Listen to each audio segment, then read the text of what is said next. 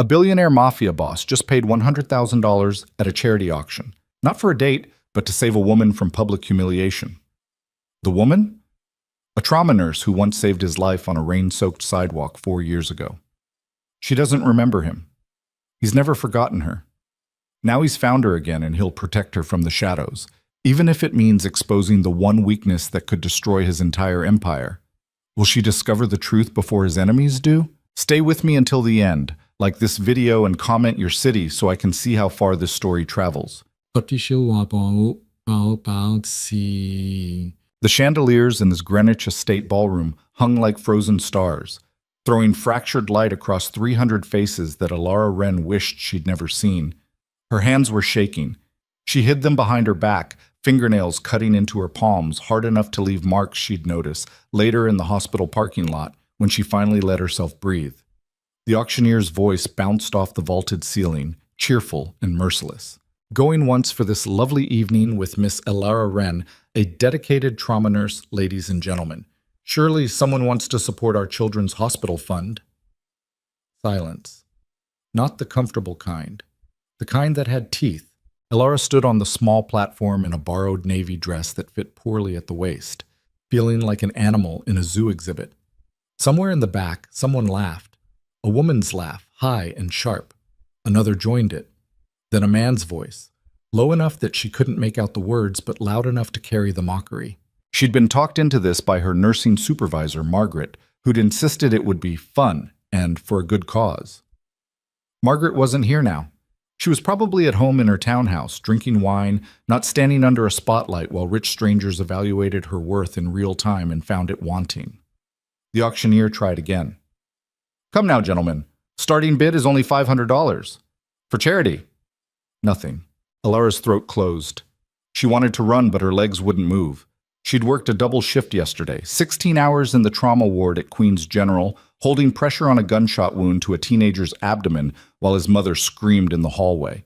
She'd gone home, showered, slept 4 hours, then taken 2 trains and a cab to get here because Margaret said they were short on volunteers and the hospital needed the publicity. Publicity. Right. This was great publicity. Trauma nurse so undesirable, even rich people won't pretend to care for $500. Anyone? The auctioneer's smile was starting to crack. Surely. I'll start at 1,000. The voice came from somewhere in the middle of the crowd. Male, bored sounding. Allure's eyes found him. A man in his 50s with a red face and a martini glass, grinning at his friends like he'd just told a joke. Wonderful. The auctioneer seized the bid like a lifeline. $1,000? Do I hear $1,500? Silence again. The red-faced man's grin widened. Actually, you know what? I withdraw my bid. Just remembered I have plans that night. His friends erupted in laughter. Allure felt something crack inside her chest. Not her heart. That would have been too clean, too poetic. It was something uglier. The part of her that had survived nursing school on student loans and ramen, that had held dying strangers' hands at 3 a.m, that had learned to compartmentalize trauma so she could function. That part was fracturing, and she couldn't stop it. The auctioneer cleared his throat. Sir, you can't just... Can't I? The man raised his glass. Pretty sure I can do whatever I want. That's kind of the point of having money. More laughter. Allure's vision blurred at the edges. She needed to get off this platform. Now. Before she did something stupid like cry in front of these people, or worse, say what she was actually thinking. She took a step toward the stairs. Then every light in the ballroom seemed to dim. Not literally. The chandelier still blazed, but something shifted in the air, a pressure change that made Allure's skin prickle with the same instinct that told her when a patient was about to code, when their body was giving up and there were only seconds to act. A man stood up in the back corner of the room. He didn't rush, didn't shout, just rose from his chair with the kind of deliberate movement that made everyone stop talking and turn to look. Allure couldn't see his face yet, just his silhouette, tall, broad-shouldered, wearing what looked like an expensive black suit that fit him the way surgical gloves fit her hands. Perfect. Intentional. Dangerous. The crowd parted as he walked forward, not scrambling out of his way, but shifting with the smooth, unconscious motion of people who recognized a predator and knew better than to get in its path. Allure's breath caught. She still couldn't see his face clearly. The chandeliers threw shadows across his features, but she could see his hands, large, scarred across the knuckles.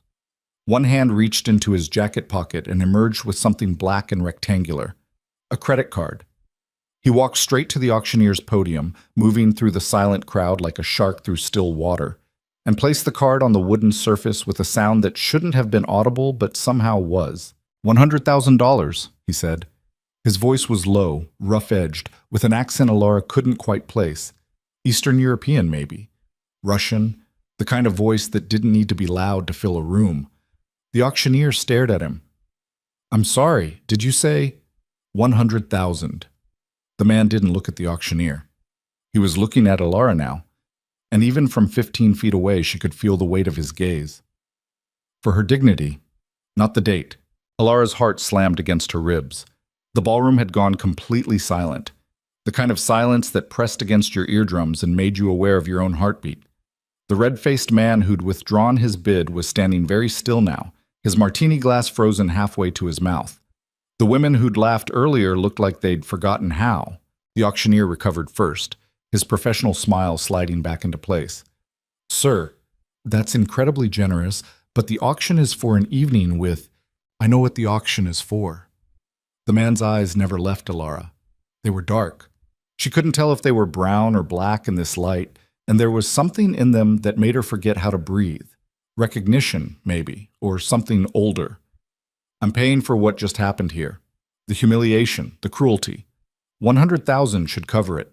He turned to face the crowd then, and Allura saw his profile. Sharp jaw, dark hair cut short, a thin scar running from his left eyebrow into his hairline. He wasn't handsome in any conventional way, too hard, too worn, but he had presence like a physical force. "Anyone else want a bid?" His voice was soft now, conversational. "Please, I'd enjoy the competition." Nobody moved, nobody breathed. The man nodded once, like they'd confirmed something he already knew, and turned back to the auctioneer.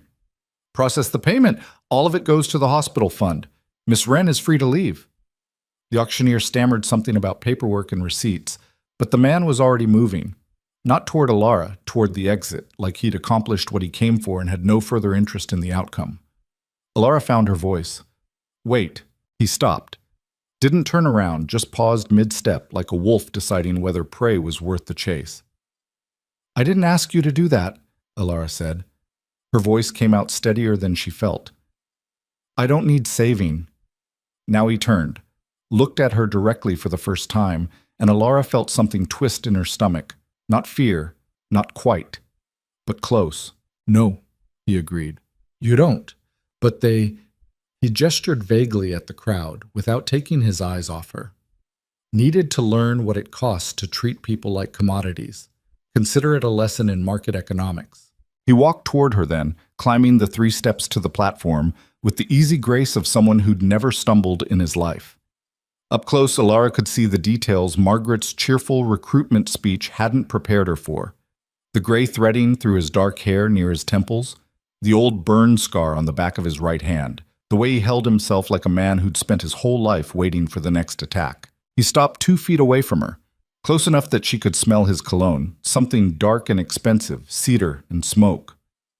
"You can refuse the money if you want," he said quietly. "Donate it, burn it, I don't care. But you're walking out of here with your head up, not because I rescued you, but because you deserve better than this circus." Allura stared at him. Her hands had stopped shaking. "Who are you?" Something flickered across his face. Not quite a smile. "Someone who appreciates people who save lives for a living. Someone who hates bullies. Take your pick." "That's not an answer." "No," he agreed. "It's not." He extended his hand toward her, not to shake, to help her down from the platform. Allura looked at his hand, at the scars across his knuckles, at the expensive watch on his wrist that probably cost more than her annual salary. Then she stepped around him and walked down the stairs on her own. The crowd parted again. Nobody laughed now. Nobody spoke. They just watched as Allura Wren, trauma nurse from Queens, walked through their expensive silence in her borrowed dress and cheap shoes, head high, hand steady. She made it to the coat check before her knees started shaking. The attendant, a college-age girl with a pixie cut, handed over Alara's jacket without being asked, her eyes wide. "That was the most badass thing I've ever seen," she whispered. "I didn't do anything," Alara said. "Yeah, you did. You didn't take his hand." The girl glanced toward the ballroom. "Do you know who that was?" "No, Darian Volkov." The girl said the name like it should mean something. When Alara's expression didn't change, she added, "He owns half of Brooklyn, maybe more.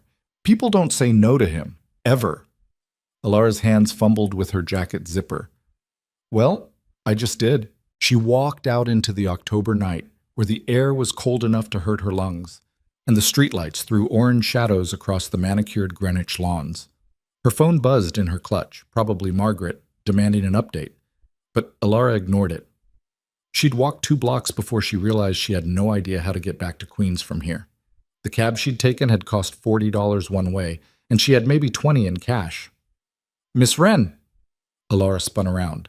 Darian Volkov stood 10 feet behind her, hands in his pockets, looking like he'd materialized out of the shadows themselves. "Jesus Christ!" Alara pressed a hand to her chest. "Do you always follow women into dark streets?"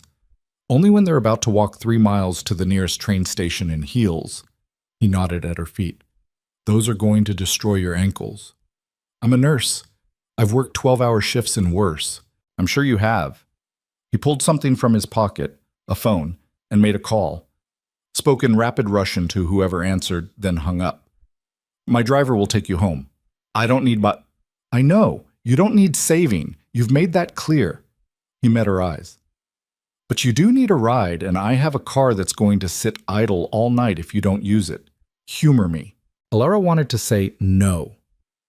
Every instinct she'd developed surviving New York told her not to get into cars with strange men, especially strange men who threw around $100,000 payments like cab fare. But her feet hurt, and she was exhausted. And something about the way he stood there, patient, unbothered, like he had all night to wait for her decision, made her think he wasn't going to push. "Fine," she said, "but just a ride. Nothing else." "Nothing else," he agreed. A black sedan pulled up to the curb 30 seconds later. The driver got out, opened the back door, and stood at attention like this was a military operation. Alara slid into the leather interior, and Darian closed the door behind her. Through the tinted window, she watched him step back onto the sidewalk. She rolled down the window. "You're not coming?" "No." "Why not?" He smiled then. Actually smiled, and it changed his whole face, made him look younger, less dangerous, almost human. "Because you told me you don't need saving," he said, "and I believe you." The car pulled away before Alara could respond. She didn't hear from him for 3 days. Alara worked her regular shifts, 2 12-hour rotations in the trauma ward, 1 in the ER, and tried not to think about Greenwich or charity auctions or men who paid obscene amounts of money to prove a point. It didn't work. On Tuesday night, she came home from a particularly brutal shift, 2 stabbings, a car accident, and a codeine patient she'd lost despite 40 minutes of compressions, to find a bag hanging on her apartment door. Not a plastic bodega bag, a real bag, the kind with handles and a bakery logo stamped on thick paper. Inside, still warm soup, fresh bread, and a small white card that read, "You forget to eat after hard shifts. No signature." Alara stood in her narrow hallway, holding the bag, and felt something uncomfortable twist in her chest. She threw the card away, ate the soup, told herself it was a one-time thing. On Thursday, there was another bag, this time with pasta, salad, and a container of tiramisu that tasted like it came from the Italian place on Smith Street that she'd never been able to afford. On Saturday, she came out of Queens General after a double shift to find a black sedan idling by the ambulance bay. The same driver from Greenwich got out, opened the back door, and said, "Mr. Volkov thought you might need a ride." "Mr. Volkov can think again," Alara said. But she was so tired her bones ached, and the train ride home was 45 minutes of standing room only, and the driver looked like he'd wait all night if necessary. She got in the car. The apartment building where she lived was a pre-war walk-up in Astoria with a broken buzzer and radiators that clanged like church bells. Alara had lived there for 6 years, ever since nursing school, and she'd learned to love its quirks. The way Mrs. Chen on the second floor always left dumplings by her door on Sundays. The way the super, Eddie, fixed things with duct tape and prayer. The way her neighbor's cat, Pancake, would slip through her fire escape window and sleep on her couch. She climbed the 4 flights to her apartment, unlocked 3 separate locks, and stepped inside. Then stopped. Her radiator was working. Not clanging, not leaking. Actually producing heat for the first time since March. Allura walked over and touched it.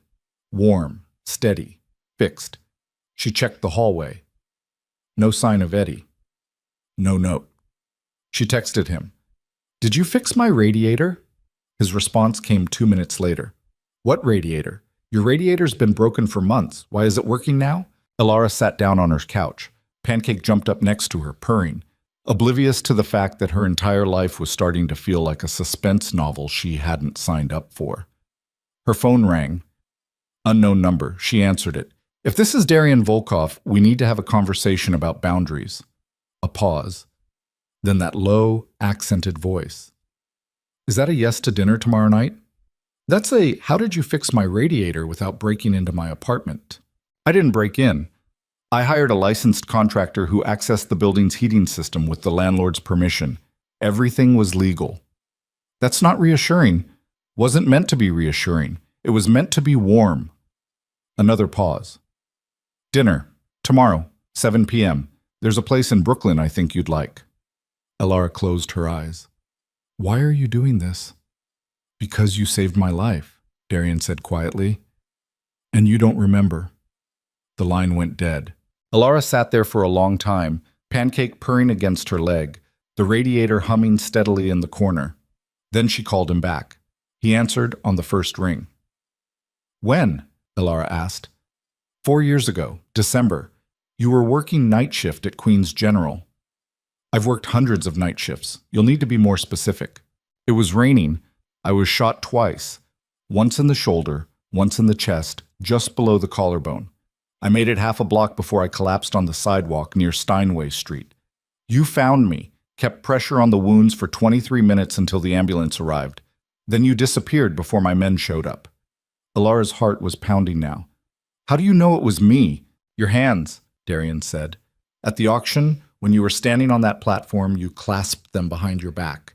Your right thumb was rubbing circles on your left wrist. You did the same thing that night on the sidewalk while you were keeping me alive. Small movements. Unconscious. I've never seen anyone else do it exactly that way." Allura looked down at her hands. She was doing it now, right thumb circling her left wrist, a nervous habit she'd had since childhood. "I don't remember you," she whispered. "I know. There were a lot of patients that night. Trauma ward was slammed, multi-car pileup on the BQE, 2 gang shootings, a structure fire. I was just another bleeding body." His voice softened. "But I remembered you. I've been looking for you for 4 years." "Why?" "Because you're the only person who ever saved my life without asking what I could give you in return." A pause. "And because I need to know if you're real, or if I imagined the only good thing that ever happened to me." Allura's hands were shaking again. "Dinner, tomorrow, 7. I'll send a car." "No." She surprised herself with the firmness in her voice. "Tell me where's what, and I'll meet you there." Darian laughed, a short, rough sound. "You really don't like being saved, do you? I'm a trauma nurse. I do the saving." "Fair enough." He gave her an address in Brooklyn. 7 p.m. Don't be late." He hung up before she could change her mind. The restaurant was a small Italian place tucked between a laundromat and a bodega in Red Hook, the kind of neighborhood where you could still find rent-controlled apartments and old men playing chess on milk crates. Allura arrived at 7:15, late on purpose because she wasn't going to let him think she was eager, and found Darian sitting at a corner table with a glass of red wine and a patience that suggested he'd have waited all night. He stood when she approached, old-fashioned manners that felt strange in 2024. "You came," he said. "You fixed my radiator. Seemed rude not to." He smiled.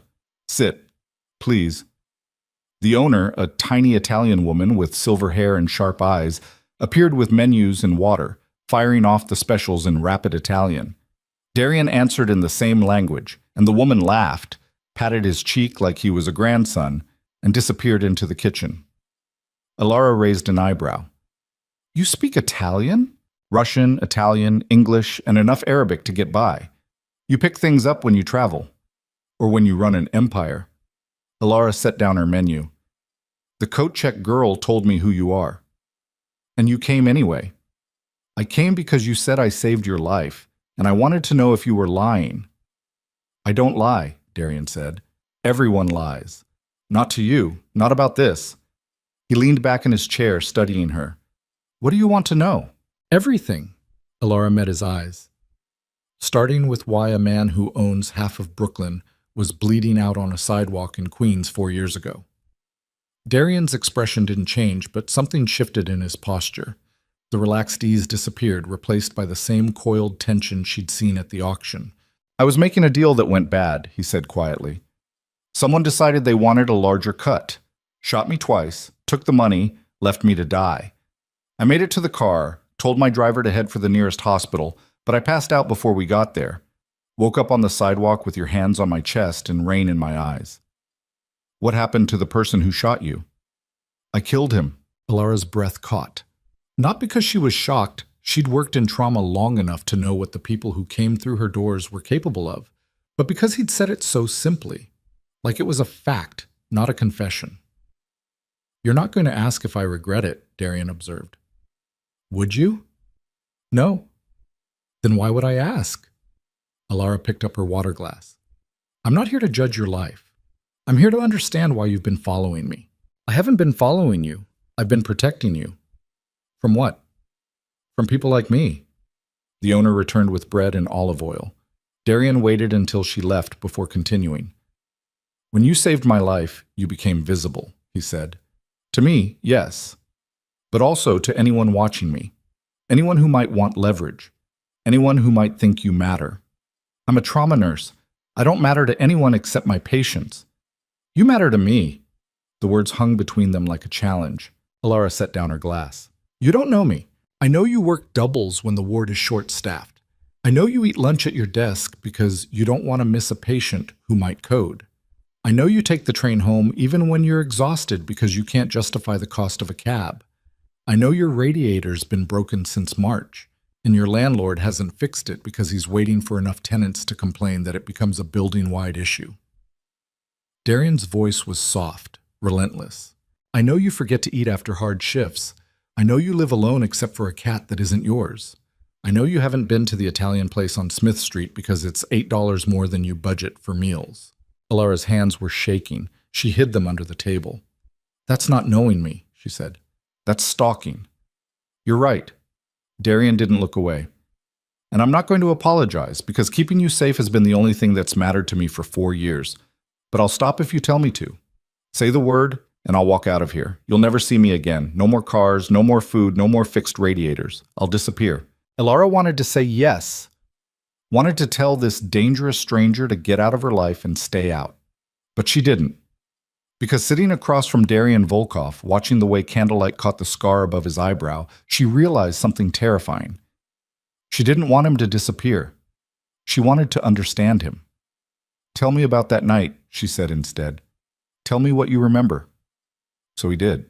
He told her about the rain, cold enough to numb his fingers, about the pain in his chest, sharp and expanding like a balloon filling with broken glass, about the sidewalk, wet and gritty under his cheek, about the sound of his own breathing, ragged and failing, and then about her, about hands pressing down on his wounds, firm, steady, unshakable, about a voice telling him to stay awake, to keep his eyes open, to hold on just a little longer, about the way she'd counted compressions out loud, not for him, but for herself, like she needed to hear the rhythm to believe it was working.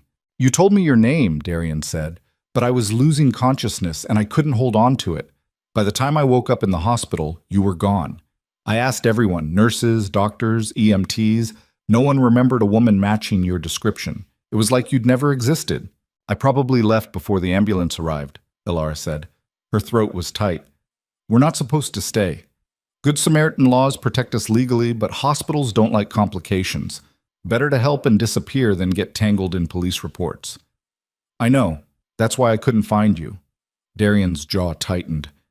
I searched for 4 years, checked every hospital in Queens, ran facial recognition on security footage. Nothing. You were a ghost. Until the auction. Until the auction. He looked at her then, really looked at her, and Alara saw something in his eyes that made her chest ache. Gratitude, yes, but also something raw, desperation. I recognized you the moment you stepped onto that platform. The way you held your hands, the way you stood, like you were bracing for impact. I knew it was you. Alara's vision blurred. She blinked hard. So you paid $100,000? I'd have paid more. Darian's voice dropped. I'd have burned that entire ballroom to the ground if it meant you walked out of there with your dignity intact. The food arrived, pasta, wine, salad, but neither of them touched it. What do you want from me? Alara asked. Nothing. Liar. Darian smiled, but it didn't reach his eyes. I want you to let me keep you safe. That's all. You saved my life. Let me return the favor. I don't need protection. Everyone needs protection. You just haven't realized it yet. Alara stood up. Her chair scraped against the floor. I need air. She walked outside into the October cold and leaned against the brick wall. Her hands were shaking again. Her breath came in short, sharp gasps. Darian followed her out. Didn't touch her, just stood there, solid and silent.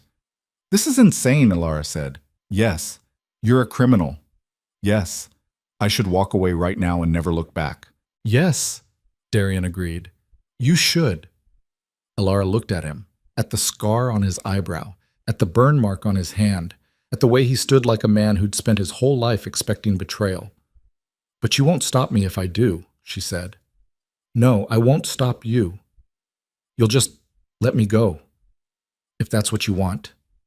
Alara closed her eyes, thought about the radiator, the food, the car rides, the way he'd stood up in that ballroom and made 300 people remember what shame felt like. I don't know what I want, she whispered. Darian stepped closer, not touching her, but close enough that she could feel the heat coming off his body. Then let me make this simple, he said. I'm not asking for your love. I'm not asking for your trust. I'm not even asking for your time. I'm just asking you to let me exist in your orbit. Let me fix things when they break. Let me make sure you eat. Let me be the reason you don't have to look over your shoulder. Why? Because 4 years ago you gave me something no one else ever has. His voice cracked, just slightly. You gave me a reason to believe that good people still exist, and I need you to keep existing, Alara, even if it's nowhere near me. Alara opened her eyes.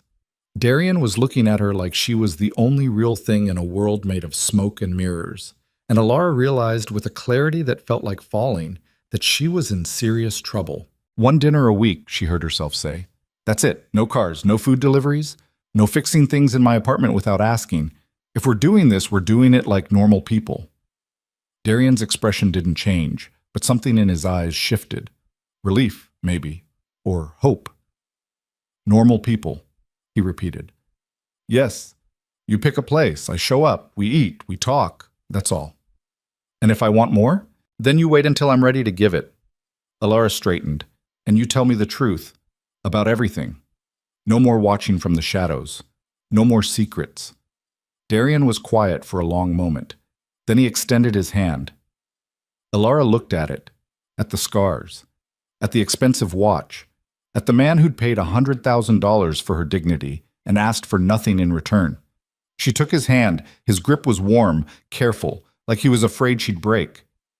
1 dinner a week, he agreed. They went back inside, ate their pasta, talked about small things, her work, his travel, the weather. Normal conversation. Safe. But when Darian walked her to the train station at the end of the night and she turned to say goodbye, she caught him looking at her with an expression that made her breath stop. Like she was something precious, something worth protecting, something he'd searched 4 years to find. Good night, Alara, he said. Good night. She walked down into the subway station, swiped her Metro card, and sat on the train as it rattled toward Queens. Her phone buzzed. A text from an unknown number. Thank you for letting me find you again. Alara stared at the message for 3 stops. Then she saved the number under a single name. Darian. And she knew, with the same instinct that told her when a patient was about to crash, that her life would never be the same. The dinners became a ritual. Every Thursday night, 7 p.m., a different restaurant each time. Darian never picked the expensive places. No Michelin stars, no velvet ropes, no waiters in bow ties. Instead, he chose small family-owned spots tucked into Brooklyn corners, where the owners knew his name and didn't ask questions. Thai places with plastic chairs and curry that burned her throat. Greek diners where the baklava came with thick coffee and the owner's life story. A Dominican restaurant where the music was too loud and the mofongo made Alara close her eyes and forget, just for a moment, that she was sitting across from a man who'd admitted to murder like it was a weather report. 3 weeks in, Alara realized she was looking forward to Thursdays more than she wanted to admit. She told herself it was just the food, just the break from hospital cafeteria sandwiches and the protein bars she ate standing up between traumas, just the novelty of conversation with someone who didn't smell like antiseptic and exhaustion. But that was a lie, and she knew it. It was the way Darian listened, really listened, not just waiting for his turn to talk. The way he'd ask about her patients, not their names, he understood HIPAA, but their stories. The grandmother with the heart attack who'd refused treatment until her grandson arrived. The construction worker with the crushed hand who'd joked through the pain because his daughter was watching. The teenager who'd coded twice and came back fighting. Darian absorbed every word like he was memorizing scripture, and he never, not once, looked at his phone. "You're staring," Alara said one Thursday night in early November. They were in a Vietnamese place in Sunset Park, and she'd just finished telling him about a 12-hour surgery she'd assisted on. A motorcycle accident, internal bleeding, odds so bad the attending had almost called it. "I'm listening," Darian corrected. "You can listen without staring." "Not at you." He picked up his tea. "You talk with your hands when you're excited. Did you know that?" Alara looked down. Her hands were hovering over the table, fingers splayed like she was still demonstrating the surgical approach. She dropped them into her lap. "Don't," Darian said quietly. "I like it. You're alive when you talk about your work. The rest of the time you look like you're bracing for impact. That's what working in trauma does to you." "No, that's what the world does to you." He set down his tea. "The trauma ward just makes it harder to pretend otherwise." Alara wanted to argue, but she couldn't, because he was right. She'd learned a long time ago that terrible things happened without warning, that bodies failed, that people died on gurneys while their families waited for news that would shatter them. The trauma ward hadn't taught her that. Life had.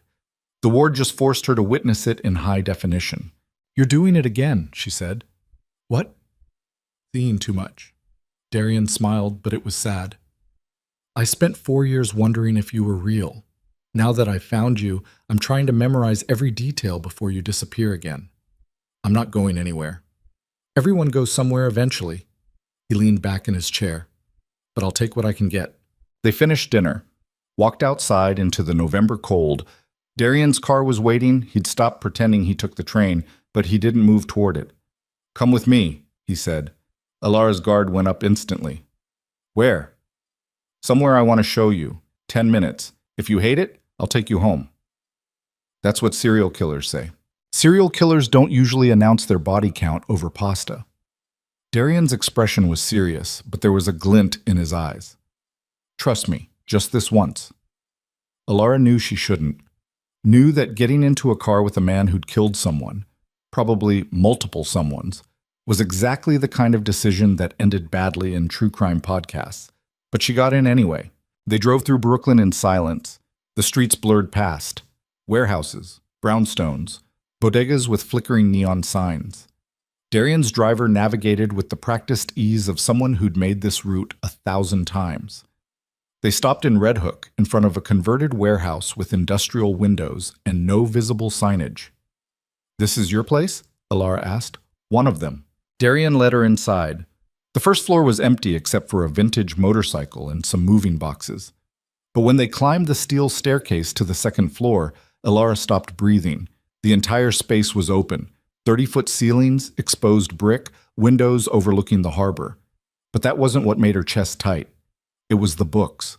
Floor-to-ceiling shelves lined every wall, packed with hardcovers and paperbacks in a dozen languages. Not decorative books chosen by an interior designer. Real books, worn and dog-eared, with cracked spines and notes in the margins. "You read?" Alara said stupidly. "Is that surprising?" "Yes." She walked to the nearest shelf, running her fingers along the spines. Russian literature, American classics, medical textbooks, history, philosophy. I thought you'd have, I don't know, gun catalogs, money laundering spreadsheets. Darian laughed, a real laugh, not the controlled sound he usually made. I have those too. Different shelf. Allura pulled out a battered copy of the Brothers Karamazov. The margins were filled with notes in Russian. I read that after I got shot, Darian said. Spent 3 weeks in a safe house recovering. Had nothing to do but read and remember what it felt like when your hands were on my chest. Allura's throat tightened. She put the book back. Why did you bring me here? Because you think I'm a monster, and you're not wrong.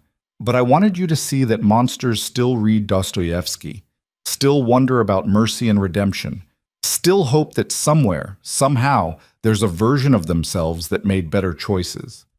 He moved to the window. The harbor lights reflected in the glass, turning his profile into something almost beautiful. I've done things you can't forgive, Darian continued. I've hurt people, killed people, built an empire on violence and fear. But 4 years ago on that sidewalk, you treated me like I was worth saving, like my life mattered, and I've been trying to figure out why ever since. Because I'm a nurse, Allura said. It's what I do. No.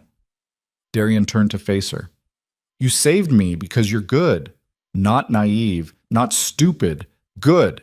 And I'm so fucking terrified that the longer you're around me, the more you'll realize that I'm going to ruin that goodness just by existing near it. Allura's heart was pounding. She should leave, should walk out of this warehouse and never come back. Instead, she crossed the room and stood in front of him. You want to know why I saved you? She asked. It wasn't because you're good. It was because you were dying, and I don't let people die if I can help it. That's not kindness. That's arrogance. I decided your life was worth more than your choices, and I forced you to keep living. Forced me, Darian repeated. Yes. You didn't ask for my help. I gave it anyway. So if you've spent 4 years wondering why, here's your answer. I'm just as much of a monster as you are. I just wear scrubs instead of a suit. Darian stared at her. Then he started laughing, deep, helpless laughter that shook his shoulders and made him lean against the window for support. What? Allura demanded. You. He wiped his eyes. You just compared trauma nursing to organized crime. They're both about controlling chaos. Allura, you save lives. I end them. That's not the same thing. Isn't it? She stepped closer. You think I haven't made choices that got people killed? Every time I prioritize one patient over another in triage, someone dies. Every time I call a code and decide how long to run it, I'm playing God. I just get to feel righteous about it because there's a hospital and a paycheck involved. Darian's laughter died. That's not the same. It's close enough that I lost sleep over it for the first 3 years. Allura's voice cracked. So don't put me on a pedestal, Darian. Don't make me into some symbol of goodness that you're going to corrupt.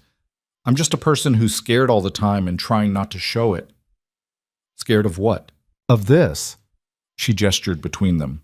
Of whatever this is. Of the fact that I shouldn't want to be here, but I do. Of the fact that when you look at me, I feel less invisible than I've felt in years. The words hung between them like a confession. Darian moved first. Not toward her, away. He walked to the far side of the room and braced his hands against a bookshelf like it was the only thing keeping him upright. You should go, he said. What? You should leave. Now, before I do something we'll both regret. Allura's chest hurt. Like what? Like tell you that I haven't stopped thinking about you since that night. Like admit that every Thursday I count the hours until 7 p.m. Like confess that when you talk about your patients, I imagine what it would be like if you cared about me the way you care about them. Like I'm worth saving even when the odds are shit. His voice was raw, stripped of every defense. Allura couldn't breathe. Darian, I'm in love with you, he said. I've been in love with you since you told me to keep my eyes open on that sidewalk. And it's the most selfish thing I've ever felt, because you deserve someone who doesn't have blood on his hands and enemies lining up to hurt anyone he cares about. So please, go. Before I ask you to stay. Allura's legs wouldn't move. Her brain was screaming at her to run, to get out before this went somewhere she couldn't come back from. But her heart, her stupid, traitorous heart, was telling her something else entirely. What if I don't want to go? She whispered. Darian turned around. His eyes were dark, desperate. Then you're making a mistake. I make mistakes all the time. I'm a trauma nurse. We're built for it. Elara, she crossed the room before he could finish, stood close enough to feel the heat coming off his body, close enough to see the scar above his eyebrow and the way his jaw clenched like he was fighting himself. Ask me to stay, she said. I can't. Why not? Because if I ask, you'll say yes. And if you say yes, I won't let you go. Ever. Elara reached up and touched his face. His skin was warm, rough with stubble. He flinched like she'd burned him. Then don't let go, she said. Darian made a sound low in his throat, half groan, half surrender, and kissed her. It wasn't gentle, wasn't careful.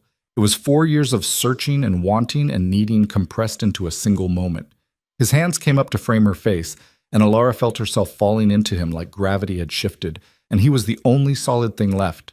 She kissed him back just as hard, grabbed his shirt, let herself feel all the things she'd been pushing down for weeks, the attraction, the fear, the desperate longing to be seen by someone who understood what it meant to live in the space between life and death.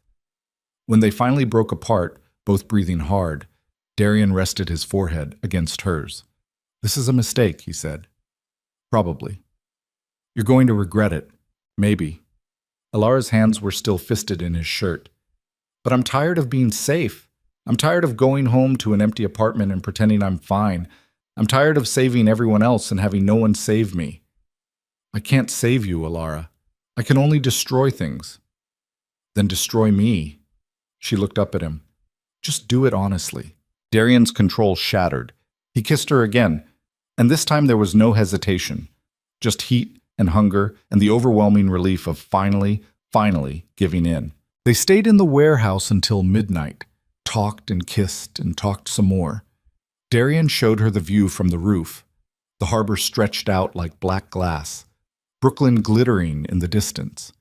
Elara told him about her childhood in a small town upstate, about the first person who died in her arms during clinical rotations, about the way she'd learned to compartmentalize grief so she could function. Darian told her about growing up in Moscow, about coming to New York at 19 with nothing, about building something from violence and necessity and the kind of desperation that makes people dangerous. I'm not a good man, he said at one point. I know. But I'll be good to you. I swear it. Elara believed him. That was the first mistake. The second mistake was thinking they could keep it quiet. For 3 weeks they managed. Thursday dinners stretched into Friday mornings. Elara started keeping a toothbrush at the warehouse. Darian learned her hospital schedule and had food delivered on nights she worked late. They were careful. No public displays, no social media, no letting anyone in either of their worlds know that they'd become a they. But secrets have a way of leaking. Elara noticed it first. Small things. The way one of the ER attendings looked at her during rounds, like he was seeing something he hadn't noticed before. The way her supervisor, Margaret, asked pointed questions about her plans for Thanksgiving. The way the security guard at the hospital entrance started calling her Miss Wren instead of just Elara. Then the car started following her. Black tinted windows. Always 3 cars back, never close enough to be obvious. But Elara had grown up in a small town where everyone knew everyone else's business, and she'd developed a sixth sense for being watched. She noticed it on a Tuesday afternoon, again on Wednesday morning. By Thursday, she was sure. She didn't tell Darian. Not yet. Because part of her wondered if she was being paranoid, if working in trauma had finally broken her pattern, recognition software, and made her see threats where none existed. But on Friday night, when she left the hospital at 11 p.m. after a brutal shift, the sedan was waiting across the street. Elara's phone buzzed. A text from Darian. Are you still at work? She typed back, just leaving. See you tomorrow? His response came immediately. Stay inside. I'm sending a car. Elara looked up. The black sedan was still there. Another text. Do not leave the building until my driver arrives. Please, Elara. Her heart started pounding. She walked back inside the hospital, through the sliding doors, and stood in the lobby with her phone clutched in her hand. 5 minutes later, a different car pulled up, the one she recognized, with Darian's usual driver. He got out, scanned the street, then walked into the lobby. Miss Wren, he said quietly. His name was Victor, and he had driven her home a dozen times without ever asking personal questions. Mr. Volkov asked me to make sure you get home safely. There's a car across the street, Alara said. Victor's expression didn't change, but something cold flickered in his eyes. I know. Ignore it. Come with me. He walked her to the car, one hand hovering near the small of her back, not touching, but ready. They got in. Victor pulled away from the curb smoothly, professionally. The black sedan followed them. Alara's hands were shaking. What's happening? Victor's eyes flicked to the rearview mirror. Mr. Volkov will explain. They didn't go to her apartment. They went to the warehouse in Red Hook. Darian was waiting outside, and the moment he saw her, something in his face cracked. He yanked open the car door before Victor had fully stopped. Are you hurt? His hands were on her face, her shoulders, checking for damage. I'm fine. Darian, what? Inside. Now. He pulled her into the warehouse, up the stairs, into the open space with the books and the windows. Victor followed, along with two other men Alara didn't recognize. Darian rounded on Victor. Who? Serrano's people, Victor said. Black Mercedes, registered to a shell company we traced back to his Brooklyn operations. They've been on her for 4 days. Alara's blood went cold. Who's Serrano? Darian didn't answer. He was pacing now, hands flexed like he wanted to hit something. How did he find out? We're not sure, Victor said. But he knows she matters to you. Darian. Alara's voice cut through the room. Who is Serrano? He stopped pacing, looked at her with an expression that made her stomach drop. A rival, he said. Someone who's been trying to move into my territory for 6 months. Someone who's smart enough to know that the best way to hurt me isn't through violence or money. It's through leverage. And I'm leverage. You're everything. Darian's jaw clenched, which means he's going to come for you. Alara's legs felt weak. She sat down on the couch. What does that mean? What does come for me mean? It means he'll try to take you, use you to negotiate, or... Darian's voice broke. Or hurt you to prove a point. So what am I supposed to do? Quit my job? Hide? Yes. Absolutely not. Alara stood up. I'm not hiding from some gangster because you pissed him off. This isn't about what you want, Alara. This is about keeping you alive. Then you should have thought about that before you fell in love with me. The words ripped out of her, sharp and accusing. You knew this could happen. You said it yourself. People like you make anyone near them a target. But you pursued me anyway. You fixed my radiator and sent me food and made me feel like I mattered. And now I'm in danger because you were selfish. Darian flinched like she'd hit him. You're right. Don't. Alara's hands were shaking. Don't agree with me. Fight back. Tell me I'm wrong. I can't because you're not. He looked at her, and for the first time since she'd met him, Darian Volkov looked defeated. I'm sorry. Sorry doesn't fix this. I know. Alara wanted to scream, wanted to throw something, wanted to rewind 3 months and walk away from that charity auction and never look back. But she couldn't. Because even now, even terrified and angry, part of her wanted to close the distance between them and tell him it would be okay. What do we do? She asked instead. We end this, Darian said. I end this. How? I'm going to meet with Serrano. Make him understand that touching you isn't an option. And if he doesn't listen, Darian's eyes went flat. Then I'll make sure he can't touch anyone ever again. Alara's stomach turned. You're talking about killing him. I'm talking about protecting you. That's not the same thing. In my world, it is. They stared at each other across the warehouse. Two people who'd found each other in the dark and were now realizing that the light might burn them both alive. Victor cleared his throat. Boss, we should move her. Safe house. No, Alara said. Alara, I said no. She looked at Darian. I'm not going into hiding. I have patients who need me, a life. You don't get to put me in a box because you're scared. I'm not scared. I'm realistic. Then be realistic about this. I'm not your property. You don't get to decide what happens to me.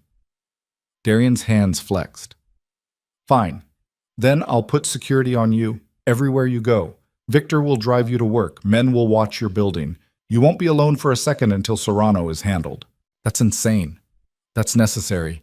His voice dropped. Please, Alara, let me keep you safe. It's the only thing I know how to do. Alara wanted to say no. Wanted to prove she didn't need him, didn't need anyone. But the truth was, she was terrified. "Fine," she said, "but I'm still going to work. I'm still living my life. And when this is over, we're going to have a serious conversation about whether this," she gestured between them, "is actually worth it." Darian's expression didn't change, but something in his eyes died a little. "Understood," he said. Whoa. The next 72 hours were a nightmare. Victor drove Elara to and from the hospital. 2 men she didn't know stood in the lobby of her building. Another followed her on the subway when she insisted on taking it to prove a point. Her phone buzzed constantly with texts from Darian, checking in, asking if she was okay, apologizing for things he couldn't fix. She stopped answering after the first day. At work, she threw herself into her shifts. A homeless man with pneumonia, a teenager with a broken jaw from a fight, a woman who'd overdosed in a McDonald's bathroom and came back swinging after Narcan. Elara stitched and stabilized and saved, and tried not to think about the fact that her life had become a crime thriller she hadn't auditioned for. Margaret cornered her on day 3. "You look like hell," Margaret said bluntly. They were in the break room and Elara was trying to choke down hospital coffee. "What's going on?" "Nothing." "Liar. You've got security following you around like you're a head of state. Who pissed off?" "No one." Margaret studied her. "Is it a man?" Elara's silence was answer enough. "Jesus, Elara, what kind of man needs armed guards?" "The kind you don't ask questions about." Margaret sat down across from her. "Look, I don't know what you're mixed up in, and I'm not going to lecture you. You're a grown woman. But I've worked in this hospital for 20 years, and I've seen what happens when good people get tangled up with bad ones. It never ends well." "I know." "Do you?" "Because from where I'm sitting, you're about to throw away your career for someone who's going to get you killed." Elara looked up sharply. "You don't know him." "I don't need to. I've seen enough men like him come through our trauma bay. They all think they're protecting someone. They're all convinced they're doing the right thing, and they all end up bleeding out on our tables while we try to explain to their families why they're never going home." Elara's hands started shaking. She set down her coffee before she spilled it. "I have to go," she said. "Elara?" But she was already walking away. She made it to the bathroom before the panic attack hit, locked herself in a stall, pressed her forehead against the cool metal door and tried to remember how to breathe. Margaret was right. She knew Margaret was right, but she couldn't walk away. Not yet. Not when Darian was trying to fix this. Not when there was still a chance they could. Her phone buzzed. Unknown number. Elara's blood went cold. She answered it. "Hello?" Silence. Then a man's voice, smooth and amused. "Miss Wren, we haven't been properly introduced." Elara's chest tightened. "Who is this?" "A friend. Or an enemy, depending on how this conversation goes." The voice had a faint accent. Italian, maybe. "I understand you've been seeing Darian Volkov." "I don't know what you're talking about." "Please, don't insult my intelligence. I've had people watching you for a week. I know where you live, where you work, what time you leave the hospital, what you eat for breakfast." Elara's vision blurred.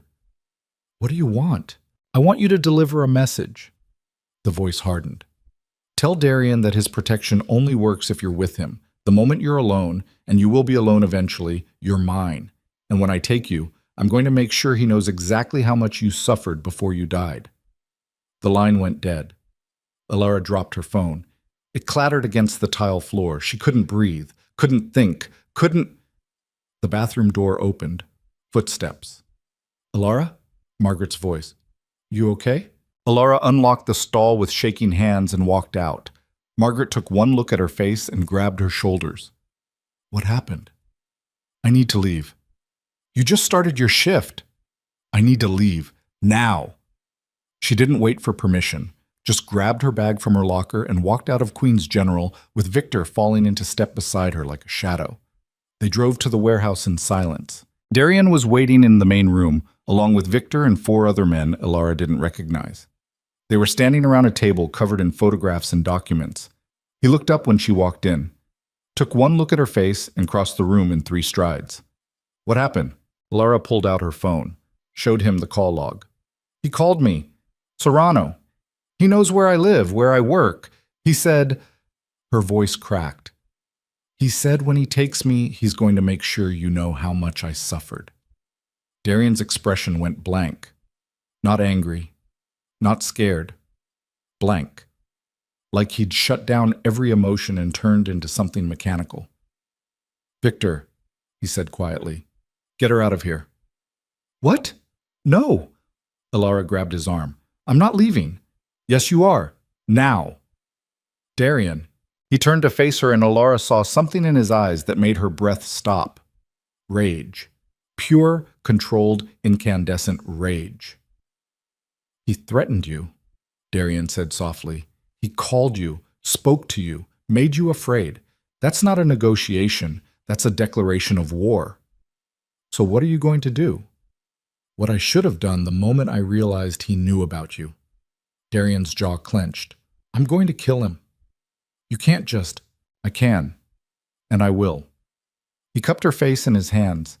But I need you somewhere safe first. Please. Let Victor take you to the safe house. Let me handle this.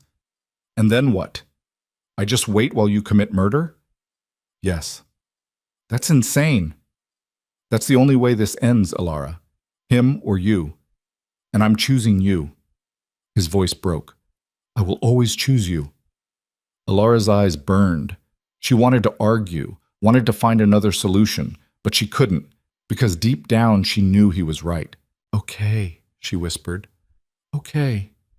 Darian kissed her forehead, then her cheeks, then her mouth, soft and desperate. I love you, he said. I know. Victor led her toward the door. Alara looked back once, saw Darian standing in the center of the room, surrounded by men who looked at him like he was a general preparing for battle. And she realized, with a clarity that felt like breaking, that she'd just crossed a line she couldn't uncross. She'd become exactly what Serrano wanted. Leverage. The safe house was a third-floor apartment in Bay Ridge that smelled like old cigarettes and disinfectant. Victor led Alara inside, checked every room with military precision, then stationed himself by the door like a stone statue. How long? Alara asked. Her voice sounded hollow in the empty space. Until it's done, Victor said. That's not an answer. It's the only one I have. Alara walked to the window. The glass was reinforced. She could tell by the thickness and the way the streetlight refracted through it. Bulletproof, probably. She pressed her palm against it and felt the cold seep into her skin. Somewhere out there, Darian was preparing to kill a man. For her. Because she'd been stupid enough to fall in love with someone whose world operated on rules she didn't understand. Her phone buzzed. She grabbed it, hoping for Darian. It was Margaret. 3 missed calls, 2 texts. Where are you? And we need to talk. Call me. Alara silenced her phone and shoved it in her pocket. The hours crawled. Victor stood by the door, immovable. Alara paced, sat on the couch, paced again. Her mind kept circling back to that phone call, Serrano's voice, smooth and confident, describing exactly how he'd hurt her. Make sure he knows how much you suffered. She'd dealt with threats before. Angry family members in the ER. Patients high on meth who swung at nurses. Drunk men who followed her to the subway. But those threats were immediate, physical. This was different. This was calculated. A chess move designed to break Darian from the inside out. And it was working. At midnight, Victor's phone rang. He answered in Russian, listened, then hung up. It's done, he said. Alara's stomach dropped. What's done? The meeting. Boss is on his way. Is he hurt? Victor's expression didn't change. No. Relief flooded through her, followed immediately by something darker. Darian wasn't hurt, which meant someone else was. Probably dead. She sat down on the couch and waited. 20 minutes later, the door opened. Darian walked in, and Alara's breath caught. He looked exactly the same. Same black suit, same careful posture. No blood, no visible damage. But his eyes were different, flat and cold, like he'd locked something away and thrown out the key. It's over, he said. Serrano? Won't be a problem anymore. Alara stood up. Her legs felt unsteady. What did you do? What needed to be done? Darian's voice was clipped, professional. You're safe now. That's all that matters. Don't do that. Don't shut me out. I'm not shutting you out. I'm protecting you from details you don't need. I don't need protection from the truth, Darian. I need you to be honest with me. He was silent for a long moment. Then he sighed and rubbed his face with both hands. When he looked at her again, some of the coldness had cracked. "We met in a warehouse in Greenpoint," he said quietly. "Neutral territory. I brought 4 men. He brought 6. We talked." "About what?" "About why touching you was the last mistake he was ever going to make. About how I've spent 4 years building something in this city, and he thought he could waltz in and take it because I'd gone soft." Darian's jaw clenched. "I explained that soft was a misinterpretation, that protecting someone I love doesn't make me weak. It makes me exponentially more dangerous." Alara's hands were shaking. She clasped them behind her back. And then he laughed. Said I'd already lost because now he knew exactly how to hurt me. Said he'd take you apart piece by piece, film it, send it to me in installments. Darian's voice went flat again. "So I shot him." The words landed like stones in water. "You shot him," Alara repeated. "Yes." "In front of his men?" "Yes." "And they just let you?" "No. They drew weapons. My men drew weapons. It was a standoff for about 30 seconds. Then Serrano's second in command, a man named Luca, put his gun down. Said Serrano had gotten sloppy, greedy, that threatening you was amateur hour and he was tired of cleaning up his boss's mistakes." Darian's expression was grim. "So we made a deal. Luca takes over Serrano's operations. I get the ports I wanted. And you never hear that name again." Alara's vision blurred. "You killed him." "I did. And you're just fine with that?" "No." Darian's voice cracked. "I'm not fine. But I'd do it again. 1,000 times. Because the alternative was letting him hurt you, and that's not something I can live with." Alara wanted to scream, wanted to cry, wanted to rewind time and go back to 3 months ago when her biggest problem was a broken radiator and a job that exhausted her. Instead, she crossed the room and wrapped her arms around him. Darian stiffened.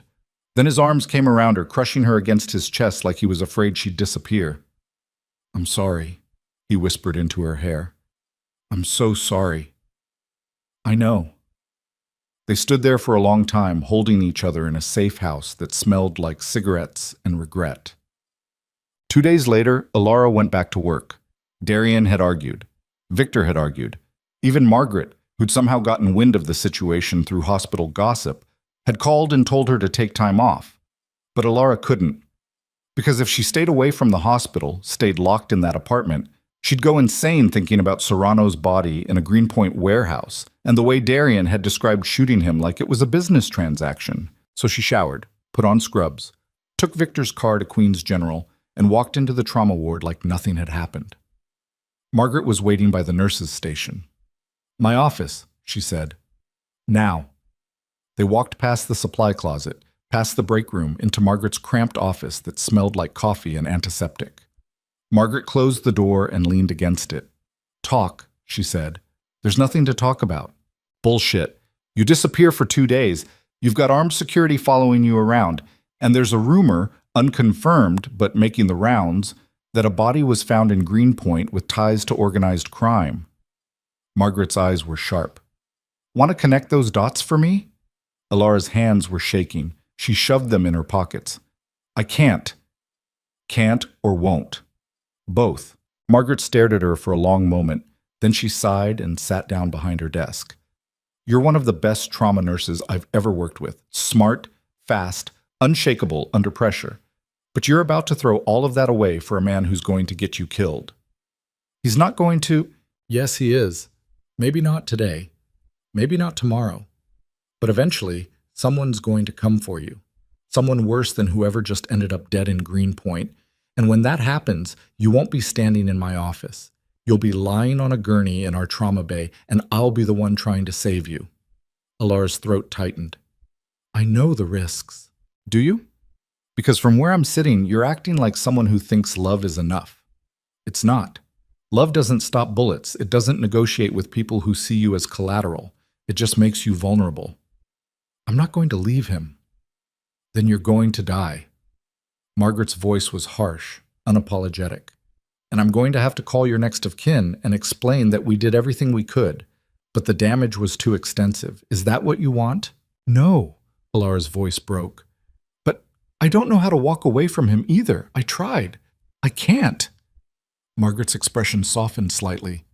Then you need to make a choice, him or this job, because you can't have both. Not if you want to stay alive. Allura walked out of the office feeling like she'd been gutted. She made it through her shift on autopilot, stitched a laceration, stabilized a cardiac patient, held the hand of an overdose victim while the Narcan kicked in. Normal things, safe things, things that didn't involve men in expensive suits shooting each other in warehouses. But when she left the hospital that night, Victor was waiting. And when she got into the car, she saw something that made her blood freeze. A photograph on the seat, black and white, grainy, taken from a distance. It showed Darian on a rain-soaked sidewalk 4 years ago, blood spreading across his chest, and standing over him, hands pressed to his wounds, was a woman in scrubs. Allura. She picked up the photograph with shaking hands, turned it over. On the back, in neat handwriting, someone was watching. Her phone rang. Unknown number. Allura's heart slammed against her ribs. She answered it. Hello? A woman's voice this time, cold, precise. Miss Wren, I hope you enjoyed the photograph. Who is this? Someone who's been very patient. Someone who's watched Darian Volkov for a very long time, waiting for the right moment to take everything he cares about. The voice paused. You're that moment. Allura's vision blurred. What do you want? I want you to understand something. 4 years ago, when Darian was shot, it wasn't random. It was a test. We wanted to see if he'd survive, if he'd find the woman who saved him, if he'd be stupid enough to fall in love. The woman laughed softly. And he was. Predictable to the end. Who are you? Someone who was there that night. Someone who took that photograph while you were pressing your hands to his chest, trying to keep him alive. Someone who's been waiting for this exact moment. Allura couldn't breathe. You set this up. From the beginning. Serrano was a pawn, a distraction. Something to make Darian feel powerful, like he could protect you. But he can't. Because we've always been 3 steps ahead. What do you want from me? I want you to make a choice. The woman's voice hardened. Tonight, midnight, come to the address I'm about to send you. Alone. If you bring Darian, if you tell him about this call, I will kill everyone you've ever cared about. Your supervisor, Margaret, your neighbor with the cat, the EMT who always brings you coffee. Every single person who's ever shown you kindness. You're insane. No, I'm thorough. A pause. Check your phone. The line went dead. A text message appeared. An address in the Bronx. A warehouse district near the river. Allura stared at the screen. Her hands were shaking so hard she almost dropped the phone. Victor was watching her in the rearview mirror. Miss Wren, are you all right? Fine, Allura lied. I'm fine. But she wasn't fine. Because someone had been watching 4 years ago. Someone had orchestrated everything. The shooting, the survival, the chance meeting at the auction. Someone had turned her entire relationship with Darian into a trap. And now that trap was closing. What's up? Allura made it to the warehouse apartment in Bay Ridge before she fell apart. Darian was waiting for her, and the moment he saw her face, he knew something was wrong. What happened? Allura showed him the photograph. Darian went completely still. He took the photo from her hands, stared at it for a long moment, then looked up with an expression that made her chest ache. Where did you get this? It was in the car. Victor didn't put it there. Someone else did. That's impossible. The car is Darian. Allura's voice shook. Someone's been watching us since the beginning. Since that night 4 years ago. They have photographs. They know everything. Darian's jaw clenched. He pulled out his phone and made a call. Spoke in rapid Russian, his voice sharp and commanding. Hung up. Victor's checking the car for tracking devices, he said. And I'm pulling security footage from every street you've been on for the past week. Won't matter. What do you mean? Allura told him about the phone call, about the woman's voice, about the ultimatum. Darian's expression went from controlled to murderous in the space of a heartbeat. You're not going, he said. I don't have a choice. Yes, you do. We'll disappear. Leave the city. I have resources. She said she'll kill everyone I care about if I don't show up. Margaret, my neighbors, people I've worked with. Allura's voice broke. I can't let that happen. Then I'm coming with you. She said if you come, she'll kill them anyway. I don't care. I do. Allura grabbed his arms. Darian, please. I can't have more blood on my hands. I can't be the reason innocent people die. You're not going alone to meet someone who's been planning this for 4 years. Darian's voice was steel. That's not negotiable. Then what do we do? Darian was silent for a long moment. Then he pulled out his phone again and made another call. Luca, he said, I need a favor. The plan was insane. Allura would go to the warehouse, alone, as instructed, but Darian's men would be positioned around the perimeter, far enough that they wouldn't trigger any alarms, close enough to move in if things went wrong. Darian wanted to wire her, put a tracker in her shoe, give her a weapon. Allura refused all of it. If they search me and find anything, they'll know I didn't come alone, she said, and then everyone dies. Then I'll follow you. No. Allura, no. She cupped his face in her hands. You have to trust me, just this once. Let me do this my way. Darian looked at her like she was asking him to cut out his own heart. I can't lose you, he whispered. You won't. Allura kissed him, soft and desperate. I promise. She was lying, and they both knew it, but Darian let her go anyway. The warehouse in the Bronx was exactly the kind of place where bad things happened. Rusted metal siding, broken windows, a loading dock that looked like it hadn't been used in decades. The street was empty except for a single black car parked under a broken streetlight. Allura walked toward the entrance, her breath fogging in the November cold. Every instinct she had developed working in trauma was screaming at her to run, but she didn't. She pushed open the door and stepped inside. The interior was vast and dark, lit only by a few industrial lights hanging from the ceiling. Shipping containers lined the walls. The air smelled like rust and old oil. Miss Wren, the voice echoed from somewhere above. Thank you for coming. Allura looked up. A woman stood on a catwalk 20 feet above the warehouse floor. Mid-40s, dark hair pulled back, dressed in expensive clothes that looked out of place in this industrial graveyard. Who are you? Allura called up. My name is Katya Volkov. The woman smiled. Darian's sister. Allura's world tilted. That's impossible, she said. Darian doesn't have a sister. He told you that? Katya laughed. How convenient. Let me guess.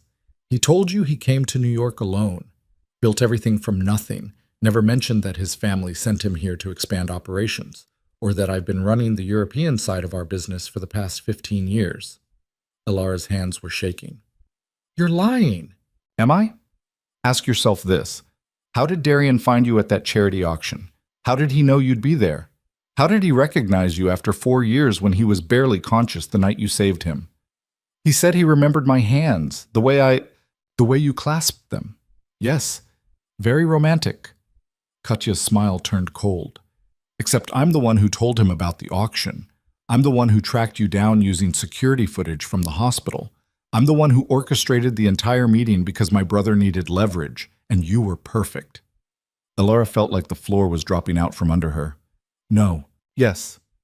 Katya started walking down the metal stairs, her heels ringing against the grating. Darian was getting soft, making mistakes, letting sentiment cloud his judgment. So I gave him a project. I said, find the woman who saved your life. Make her fall in love with you. Use her to expand your influence into Queens, into the hospitals, the unions, the city infrastructure we've been trying to infiltrate for years. That's not true. Darian loves me. Oh, I'm sure he does now. My brother has always been sentimental, prone to attachment. Katya reached the warehouse floor and walked toward Allura with the confidence of someone who held all the cards. But it started as a job, a manipulation, and you fell for it beautifully. Allura's vision blurred. Why are you telling me this? Because I need you to understand what you really are to him. You're not his salvation. You're not his redemption. You're a tool, a means to an end. And now that you've served your purpose, I need you to disappear. And if I don't, Katya pulled a gun from her jacket, pointed it at Allura's chest. Then I'll make you, she said calmly. But I'd prefer if you just walked away. Told Darian you realized you couldn't live in his world. Broke his heart cleanly. It would be easier for everyone. Allura stared at the gun, at Katya's cold smile, at the shipping containers and the broken windows, and the single exit that might as well have been a mile away. And she realized something. She'd been played from the beginning. Every dinner, every conversation, every moment she'd thought was real had been orchestrated by a woman who saw her as nothing more than a chess piece. Her phone buzzed in her pocket. Katya's eyes narrowed. "Who's texting you?" Allure didn't answer, because she knew if she reached for her phone, Katya would shoot her. "I said, who's texting you?" The warehouse door exploded inward. Darian came through it like a storm, gun drawn, Victor and 4 other men flanking him. "Put it down, Katya," he said quietly. Katya's gun didn't waver from Allure's chest. "I told her to come alone." "And you really thought I'd let that happen?" Darian's voice was ice. "I've known about your plan for 2 weeks. Did you think I wouldn't notice when you started moving money through shell companies? When you made contact with Sorano behind my back? When you orchestrated an entire threat just to push Allure into a corner?" Katya's smile didn't falter. "So you know. Doesn't change anything. The gun is still pointed at her heart. And mine is pointed at yours." Darian took a step forward. "But here's the difference. You're my blood, and I'll still kill you to protect her." "No, you won't. You've never been able to pull the trigger on family. Try me." The air in the warehouse was so tense Allure could barely breathe.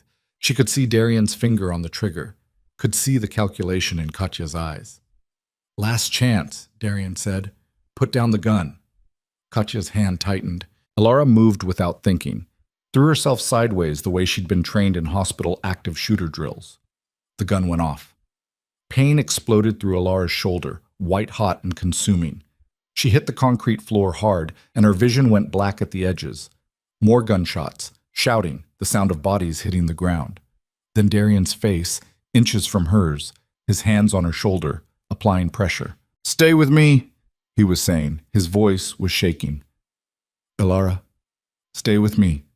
Keep your eyes open." Allure tried to focus, tried to breathe, but the pain was overwhelming, and the darkness was closing in. "You lied," she whispered. "What?" "Your sister said you lied, that you were using me." Darian's face crumbled. "No, listen to me. She's insane.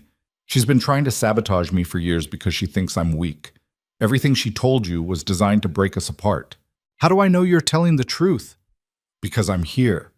His hands pressed harder against her shoulder. "Because I chose you over her. Because I'd burn my entire empire to the ground if it meant keeping you alive." Allure's vision was fading. She could hear sirens in the distance, could feel Darian's hands on her, warm and steady, just like 4 years ago. "Don't you dare," he was saying. "Don't you dare leave me, not after everything, Allure, Allure." But the darkness was pulling her under. And the last thing she saw before everything went black was Darian's face, terrified and broken and completely, utterly human. Allure woke up in a hospital bed, not Queen's General, somewhere private. The room was too quiet, too clean, and the machines monitoring her vitals were top of the line. Darian was asleep in a chair next to her bed, his head resting on his crossed arms. He looked terrible, unshaven, exhausted, his expensive suit wrinkled and stained with what looked like blood. Her blood. Allure tried to sit up. Pain shot through her shoulder and she gasped. Darian's eyes snapped open. He was on his feet instantly, hands hovering over her like he was afraid to touch her. "Don't move," he said hoarsely. "You had surgery. The bullet went through your shoulder, missed the bone, but you lost a lot of blood." "How long?" 18 hours. His voice cracked. "You've been unconscious for 18 hours, and I've been losing my mind." Allure looked at him, really looked at him, at the fear in his eyes, at the way his hands were shaking. "Your sister," she said. Darian's jaw clenched. "Dead. Victor shot her when she fired at you. She's gone." "I'm sorry." "Don't." He sat down on the edge of her bed, careful not to jostle her. "Don't apologize for surviving. Don't apologize for her being insane. Just don't." Was she telling the truth? Allure's voice was barely a whisper. "Did you use me?" Darian looked at her for a long moment. Then he reached into his pocket and pulled out a worn photograph. The same photograph Katya had sent. Darian on the sidewalk, Allure's hands on his chest. "I've carried this for 4 years," he said quietly. Katya took it, sent it to me in the hospital as proof that someone had saved me. But she didn't find you. I did. I spent 4 years searching because I needed to know if you were real. Not because I wanted to use you. Because I needed to thank you. He set the photograph on the bedside table. When I saw you at that auction, I didn't have a plan. I didn't have an agenda. I just knew I couldn't let you walk out of that room humiliated. And everything that happened after, every dinner, every conversation, every moment, was real. I swear it.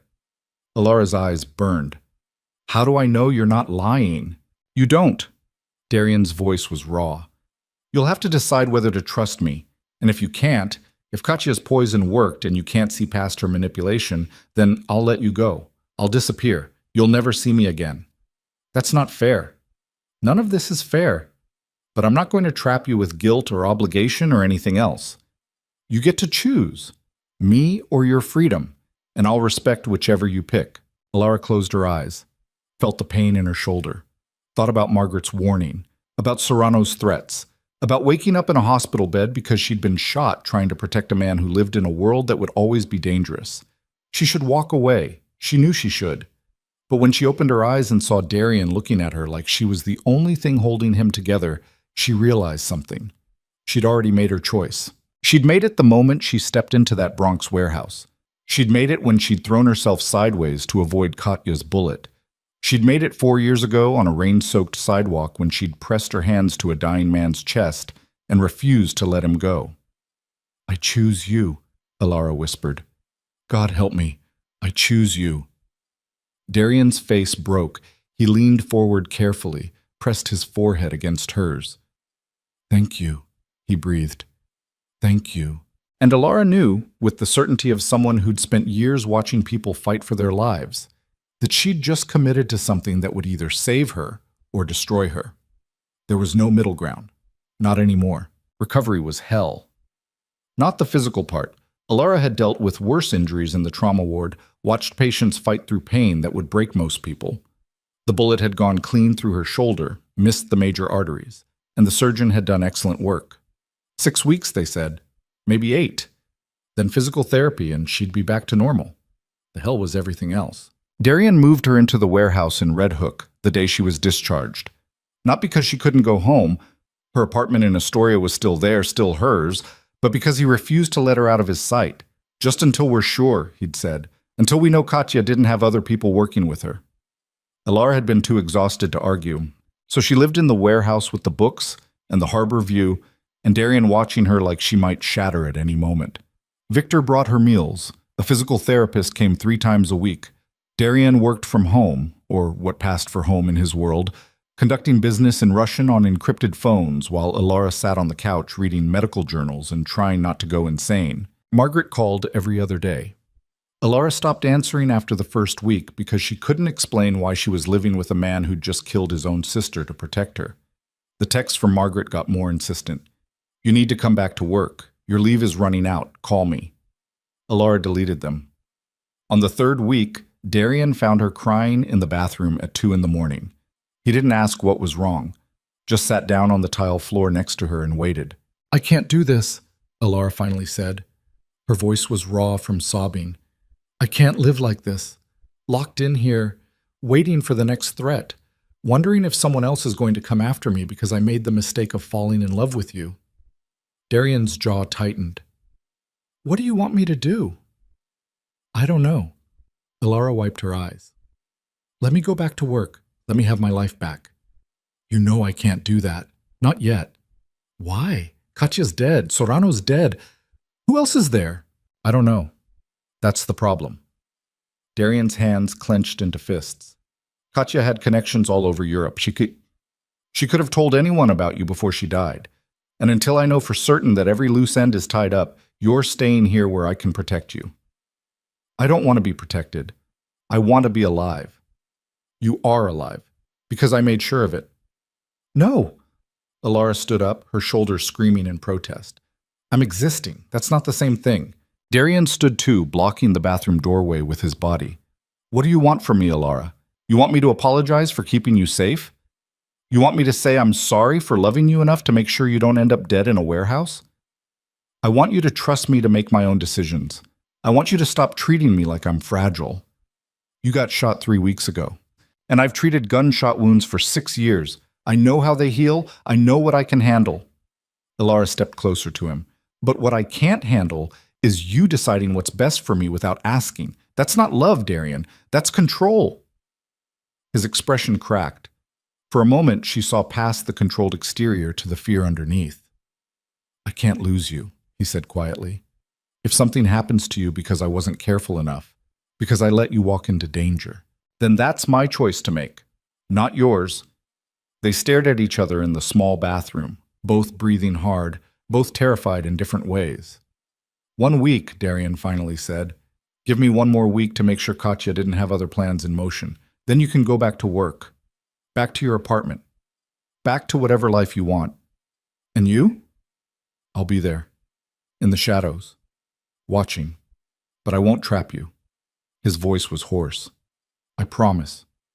Ilara wanted to believe him, but promises in Darian's world had a way of breaking. Bummet. The week passed in tense silence. Darian was gone most days, meeting with people whose names Ilara didn't know and didn't ask about. Victor stayed at the warehouse, a constant presence by the door. The physical therapist came and went. Ilara's shoulder slowly started to heal. On the 6th day, Darian came home early. Ilara was in the kitchen, trying to make tea one-handed, when she heard the door open. She turned and saw his face. Something was wrong. What happened? She asked.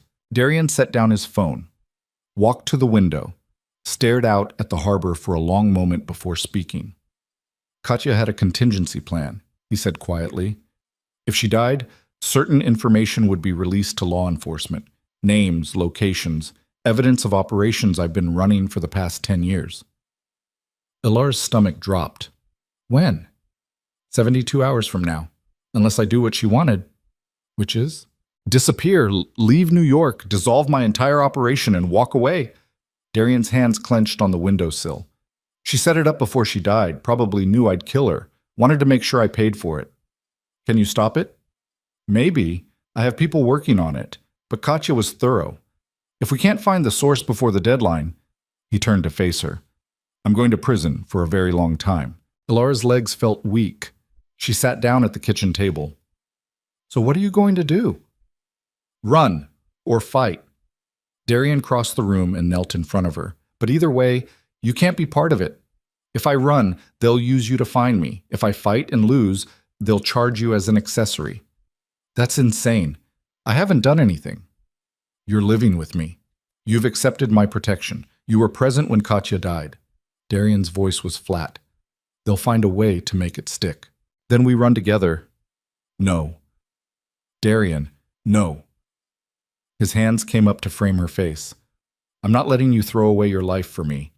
You're going back to your apartment, back to work, back to being Dr. Ilara Wren, who saves lives and has nothing to do with the criminal who's about to disappear.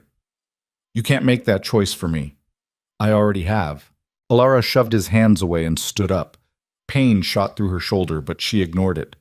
You promised. You said you wouldn't trap me. You said you'd let me make my own decisions. That was before I knew staying with me would destroy you. I'm already destroyed. The words ripped out of her, sharp and raw. You think I can just go back to my old life and pretend none of this happened? Pretend I didn't fall in love with you? Pretend I didn't watch you kill your own sister to protect me? Yes. Because the alternative is watching you go to prison for crimes you didn't commit. So what? You just walk away? Disappear? And I'm supposed to accept that? Yes. Ilara's vision blurred with tears. You're a coward. Darian flinched like she'd hit him. Maybe, but I'm a coward who loves you enough to let you go. He stood up, walked to the door, turned back one last time. Victor will take you home tomorrow morning, he said quietly. By the time you wake up, I'll be gone. Don't try to find me. Don't try to contact me. Just live your life. Be the person you were before you saved me. Darian! But he was already walking out. Ilara heard his footsteps on the stairs, heard the door to his office close, heard the lock click into place. She stood in the kitchen, alone, and felt something inside her break clean in half. Oh, she didn't sleep. Couldn't sleep. Just lay in the guest room staring at the ceiling, listening to the sounds of the warehouse, the creak of metal, the distant hum of traffic, the occasional footstep from Darian's office that proved he wasn't sleeping either. At 4 in the morning, she got up. Her shoulder protested as she pulled on jeans and a sweater, but she'd learned to work through pain. She walked quietly through the warehouse, past Victor sleeping in a chair by the door, up the stairs to Darian's office. The door was locked. "Darian," she said quietly, "I know you're in there." Silence. "I'm not leaving tomorrow. You can't make me." More silence. Allura leaned her forehead against the door. "I saved your life 4 years ago because I couldn't stand to watch someone die when I had the power to stop it. And I'm not going to stand by now and watch you destroy yourself to protect me. So either you open this door and we figure this out together, or I'm going to the police and telling them everything. Every name, every operation, everything you've ever told me." The lock clicked. The door opened. Darian stood there looking like he'd aged 10 years in the past 12 hours. His shirt was wrinkled. His eyes were red. He looked at her like she was a problem he couldn't solve. "You wouldn't," he said. "Try me." Allura pushed past him into the office. "You think I'm going to let you martyr yourself? You think I'm just going to go back to Queen's General and pretend I don't know what happened?" "Yes, because that's the smart thing to do." "I don't care about smart. I care about you." Darian laughed, a harsh, broken sound. "You shouldn't. I've brought you nothing but pain. You've brought me a lot of things. Pain, yes, but also joy, purpose. Someone who sees me as more than just a nurse who works too many hours." Allura crossed the room to stand in front of him. "You made me feel alive for the first time in years. And I'm not walking away from that just because it's hard." "Allura, no. Listen to me." She grabbed his shirt with her good hand. "I don't care if you have to run. I don't care if we spend the rest of our lives looking over our shoulders. I'd rather have that with you than safety without you." "You don't know what you're saying." "Yes, I do. I'm a trauma nurse. I've watched people die. I know what it looks like when someone gives up. And I'm not letting you give up on us." Darian's control shattered. He pulled her against him, careful of her shoulder, and buried his face in her hair. "I can't protect you if you won't let me," he whispered. "I don't need protection. I need you." They stood there for a long time, holding each other in the pre-dawn darkness. Then Darian's phone rang. He pulled away, checked the screen, and his entire body went rigid. "What?" Allura asked. "It's Luca, Serrano's second in command." Darian answered the call. "What?" Even from across the room, Allura could hear the urgency in Luca's voice. Darian's expression went from tense to murderous. "When?" More talking. "How many?" Darian hung up, looked at Allura with an expression that made her blood run cold. "What happened?" she asked. "Katya's contingency plan just activated early. Someone leaked information to the FBI. They're moving on my operations in 2 hours. Every warehouse, every business, every person who's ever worked for me." His jaw clenched. "And they have a warrant for my arrest." "How is that possible? You said 72 hours. Someone moved up the timeline. Someone who knew about Katya's plan and decided to accelerate it. Darian's hands were shaking. "I need to move. Now. Get my people out. Burn evidence. Disappear before they kick down the door." "Then do it. I'll help." "No, you're leaving. Victor." The door opened.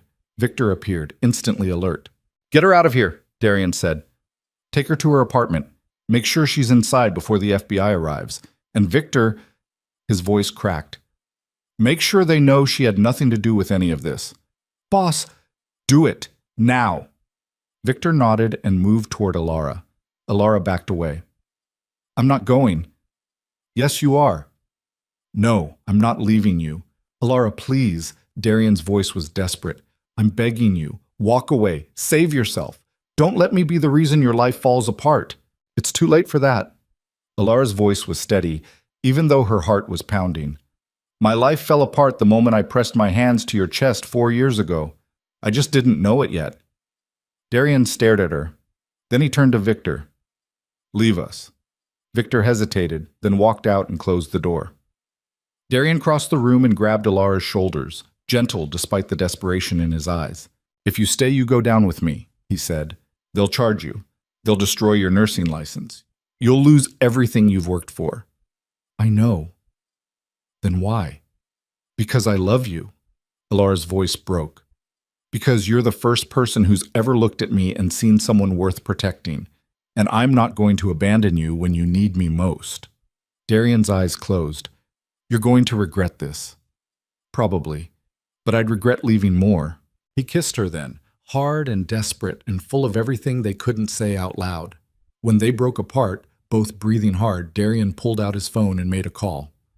Luca, change your plans. I'm not running. He looked at Alara. I'm fighting. Whooped. The next 2 hours were chaos. Darian made calls, gave orders in Russian and English and Italian. Victor and 5 other men showed up with duffel bags full of things Alara tried not to look at too closely. Darian pulled her aside while the men were setting up. Here's what's going to happen, he said quietly. The FBI is coming, but I have one advantage. They don't know I know they're coming, so I'm going to make them an offer. What kind of offer? Names, locations, evidence on people higher up the chain than me. People Katya worked with in Europe. People the FBI has been trying to catch for years. Darian's expression was grim. In exchange, they give me immunity, and they leave you out of it entirely. Alara's chest tightened. You're going to turn informant. I'm going to survive. There's a difference. Darian, if you do this, those people will come after you. You'll spend the rest of your life looking over your shoulder. I'm already doing that. At least this way I'll have the FBI between me and them. He cupped her face. And you'll be safe. That's all that matters. What about us? There is no us if you're in prison. His thumb traced her cheekbone. I need you alive and free more than I need you with me. Do you understand? Alara's eyes burned. No, I don't, because I need you. You'll survive without me. You've been surviving your whole life. That's not living. It's better than dying. Before Alara could respond, Victor appeared in the doorway. Boss? They're here. Darian's entire body went tense. He pulled Alara behind him and walked to the window. Below, on the street, 3 black SUVs were pulling up. Men in FBI windbreakers were getting out, weapons drawn. Upstairs, Darian said to Victor. Get her upstairs. Lock the door. Don't open it until I tell you. I'm not hiding while you... Yes, you are. Darian turned to face her. Please. This is the one thing I'm asking you to do. Let me handle this. Trust me. Alara wanted to argue, wanted to stay by his side. But she saw the fear in his eyes, not fear for himself, but fear for her. And she nodded. Victor led her up the metal stairs to the 2nd floor, into a small room with reinforced walls and a heavy door. He locked it from the outside. Alara pressed her ear to the door and listened. Darian's voice, calm and controlled. I'm unarmed. I'm coming out. The sound of the warehouse door opening. Then a voice Alara didn't recognize, amplified by a bullhorn. Darian Volkov, you're under arrest. Put your hands behind your head and walk toward us slowly. Darian's footsteps. Steady, unhurried. I'd like to make a deal, he said. We don't make deals with... You will when you hear what I have. Darian's voice was steel. I have names, evidence, information on operations spanning 3 continents, people your agency has been chasing for a decade. But I'll only talk to one person. Who? Agent Sarah Chen. I know she's leading the task force. Get her on the phone. Now. Silence. Then murmured conversation. Alara's heart was pounding so hard she could hear it in her ears. Minutes passed. 5. 10. Then Darian's voice again. Agent Chen, thank you for taking my call. Alara couldn't hear the other side of the conversation, just Darian's responses. Yes, that's correct. 12 locations, 47 names, financial records going back 8 years. In exchange for full immunity and protection for someone who has nothing to do with my operations. A pause. Her name is Alara Wren. She's a trauma nurse. She saved my life 4 years ago, and I've been obsessed with her ever since, but she's innocent, never participated in anything illegal, never knew what I was until 3 months ago, and I want written confirmation that she walks away from this clean. Another pause. Good. Then we have a deal. The sound of handcuffs clicking. Alara's breath stopped. Wait. Darian's voice. One more thing. There's someone in the building who needs to be escorted out safely. Second floor, locked room.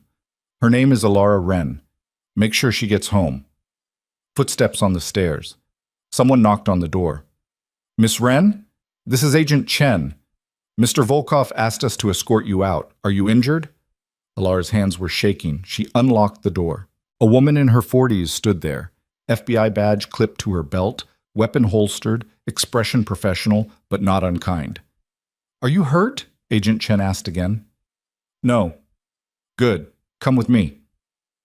Allure followed her down the stairs, through the warehouse, past Victor, who was being cuffed by 2 agents, past the scattered equipment and the books and the windows overlooking the harbor. Outside, the November air was cold enough to burn. Darian was already in one of the SUVs.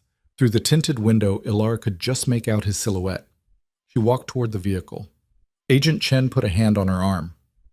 You can't talk to him. Please, just no contact. Those are the terms of his deal. 5 seconds. That's all I need. Agent Chen studied her. Then she sighed and nodded. 5 seconds. Allure walked to the SUV. The window rolled down. Darian looked at her, and his expression was so raw it made her chest ache. I'm sorry, he said. Don't be. This is going to hurt for a while. But you'll survive. You always do. What about you? I'll be fine.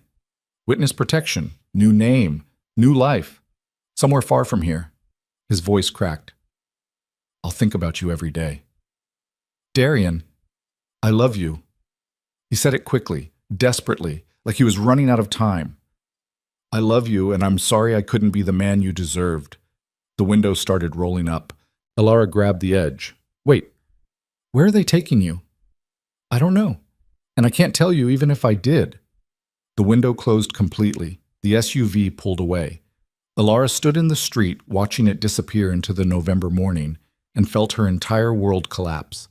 Agent Chen touched her shoulder. We'll need a statement, but not today. Go home. Rest. We'll contact you. Am I under arrest? No. Mr. Volkov was very clear that you had no knowledge of his activities. As far as we're concerned, you're a victim. Allure almost laughed. Victim. Right. A different agent drove her back to her apartment in Astoria, walked her to her door, made sure she got inside safely, then left her alone.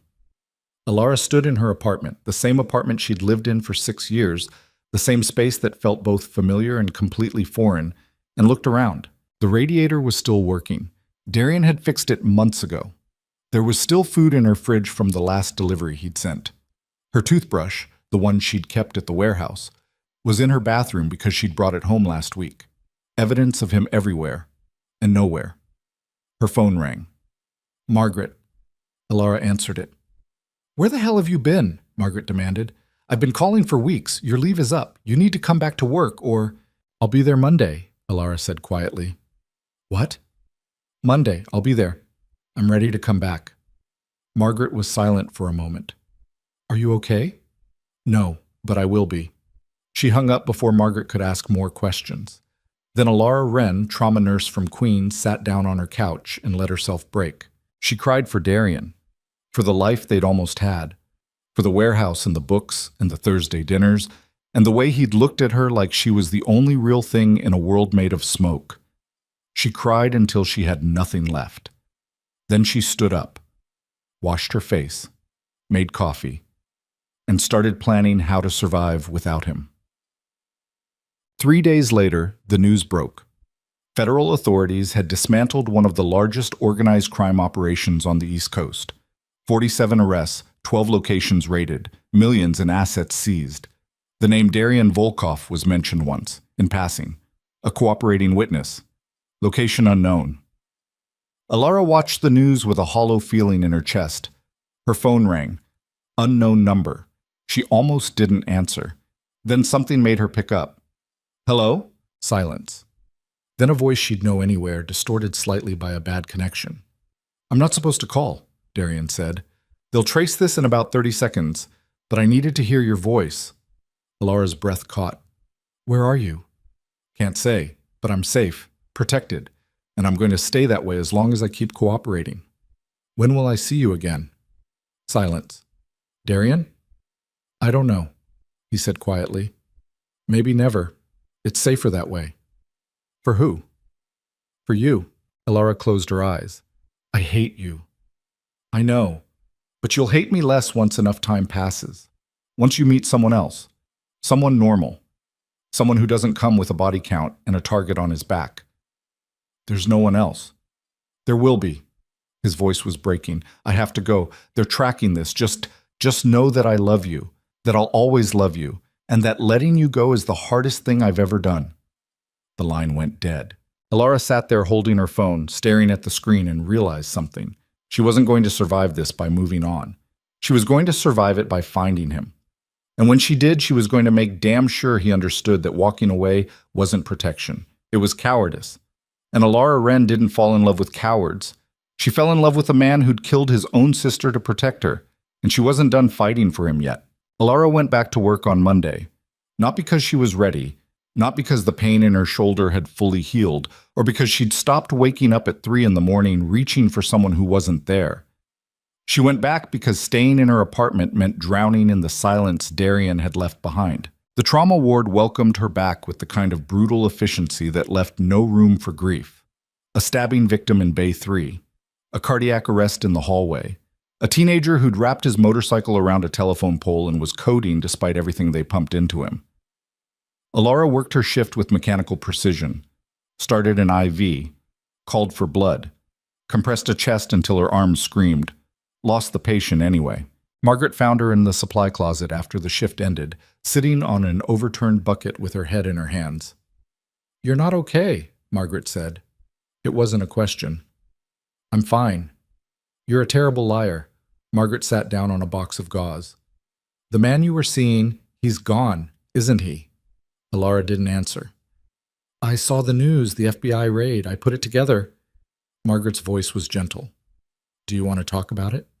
No. Do you need time off? No, I need to work. Margaret studied her for a long moment. Okay, but if you change your mind, I won't.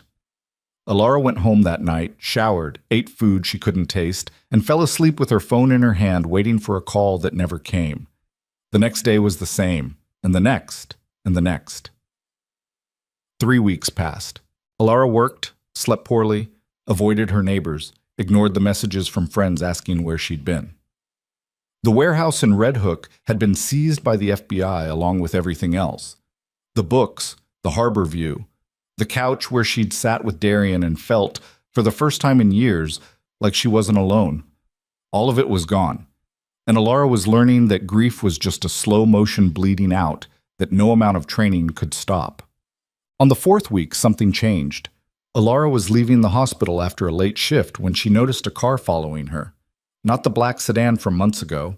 This was a gray Honda, nondescript and careful. It stayed 3 cars back. Never got close, but it was there. Alara's instincts, honed by months of living with a target on her back, kicked in immediately. She took the train home instead of walking, changed cars twice, got off at a random stop and waited on the platform. The Honda was still there when she emerged onto the street. Alara pulled out her phone and dialed a number she'd memorized but never called. Agent Sarah Chen answered on the second ring. Miss Wren, I wasn't expecting to hear from you. There's a car following me, gray Honda, license plate. Alara rattled off the numbers. Is it yours? A pause. No, we don't have surveillance on you. Then who does? I don't know, but I'll find out. Where are you? Alara gave her location. I'm going home. If someone tries to approach me, don't engage. Call 911. I'll have local units in your area within 5 minutes. The line went dead. Alara kept walking. The Honda followed. She made it to her building, climbed the 4 flights to her apartment, and locked herself inside with shaking hands. Then she waited. 10 minutes later, her phone buzzed. A text from an unknown number. Gray Honda is gone. We're running the plates. Stay inside tonight. Alara didn't sleep. She sat on her couch with every light on, watching the street through her window, and tried to figure out who would be watching her now. Darian was gone. Katya was dead. Serrano was dead. The FBI had dismantled the entire operation. So who was left? The answer came at 2 a.m. when someone knocked on her door. Alara grabbed the kitchen knife she'd been keeping on the coffee table and approached the door slowly. Who is it? Luca Moretti. The voice was accented, Italian, familiar. Serrano's second. We met briefly. I need to talk to you. Alara's blood went cold. I'm calling the police. Please don't. I'm not here to hurt you. I'm here because Darian asked me to check on you. Darian's in witness protection. He can't contact anyone. He found a way. Please, open the door. Alara knew she shouldn't, knew this was exactly the kind of decision that ended badly, but she opened the door anyway. Luca Moretti stood in her hallway looking nothing like the dangerous criminal she'd expected. Mid-30s, expensive suit, tired eyes. He held up both hands to show he wasn't armed. 5 minutes, he said. That's all I'm asking. Alara stepped aside and let him in. Luca walked to her window, checked the street, then turned to face her. The gray Honda was mine. I'm sorry for scaring you. I needed to make sure no one else was watching you before I made contact. Why are you watching me at all?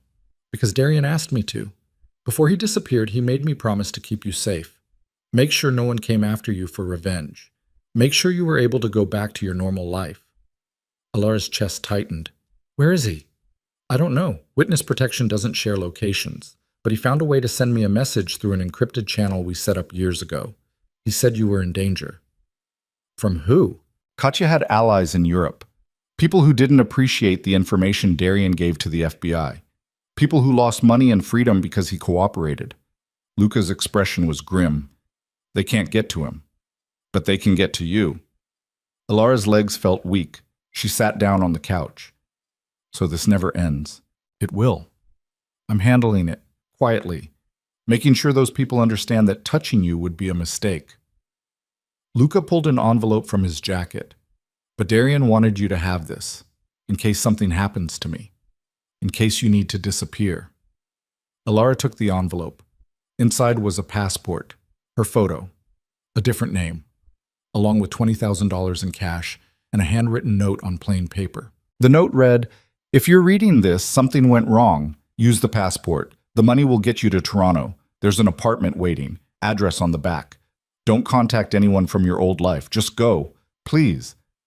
I can't protect you if you stay. D." Alara's hands were shaking. He thinks I'm going to run. He thinks you're smart enough to survive. There's a difference. Luca moved toward the door. Keep the passport. Keep the money.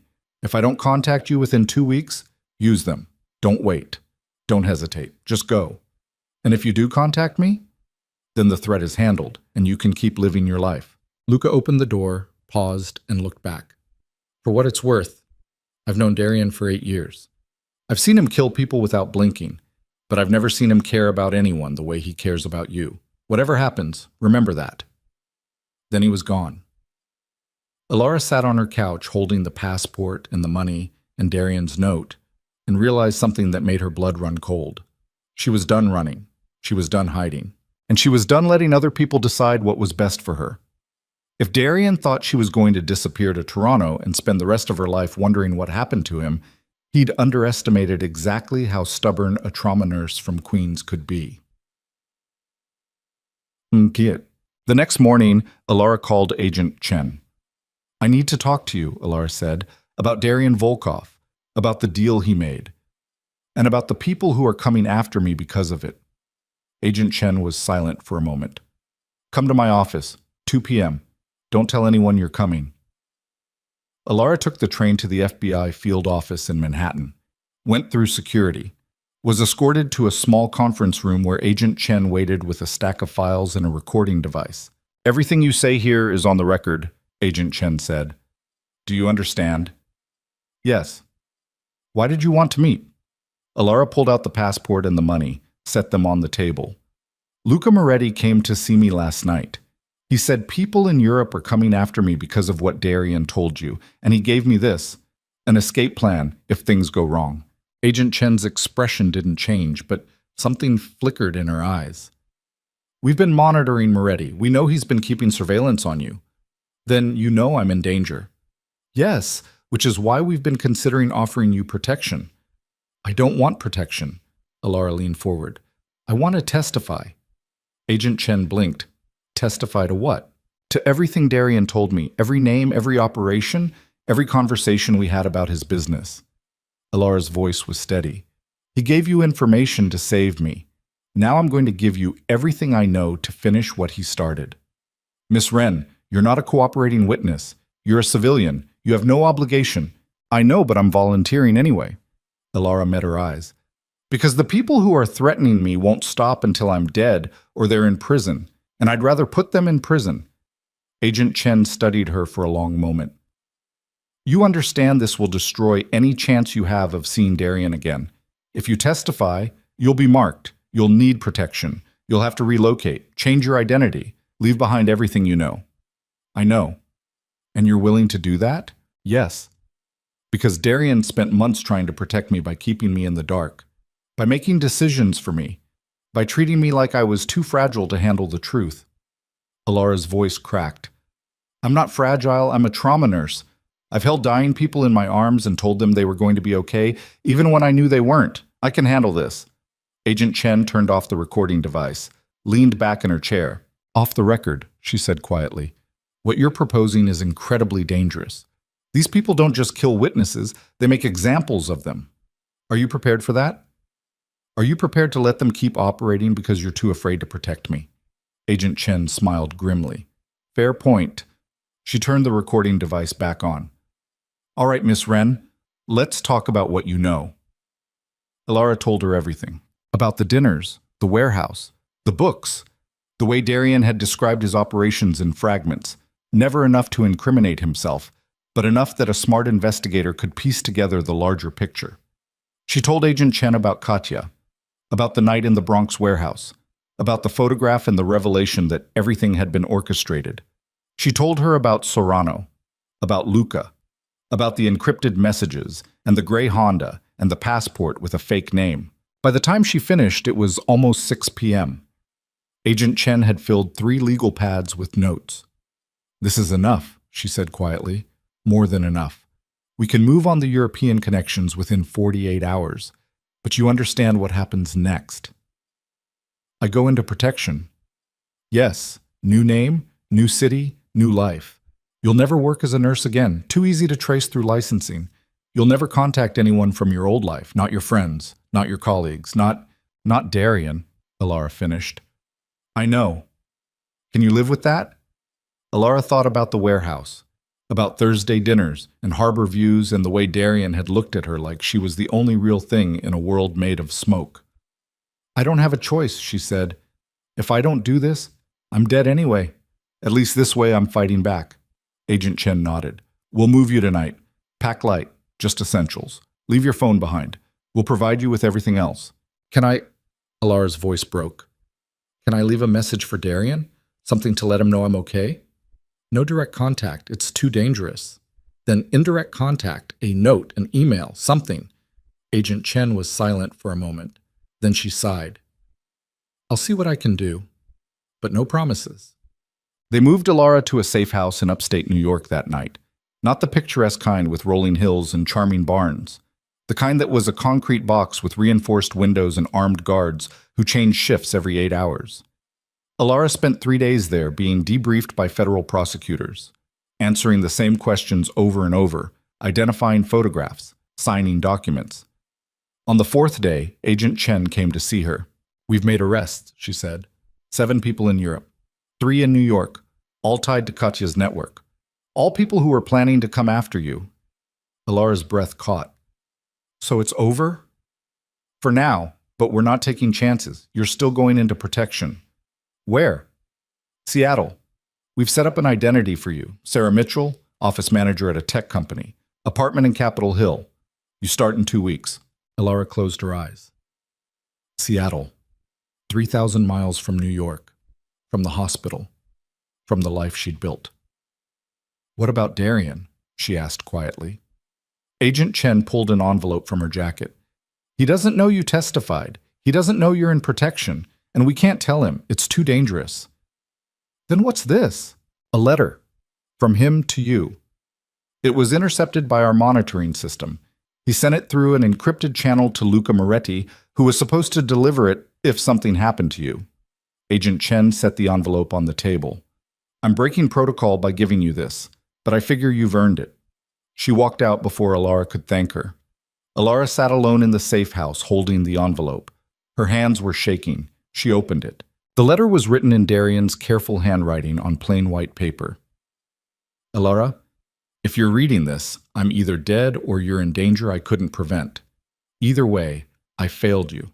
I'm sorry. I've spent the past month in a small town in Montana where no one knows my name, and the only thing that matters is whether you pay your tab at the diner. It's quiet, safe, empty. Everything I thought I wanted. But it's not home, because home was wherever you were.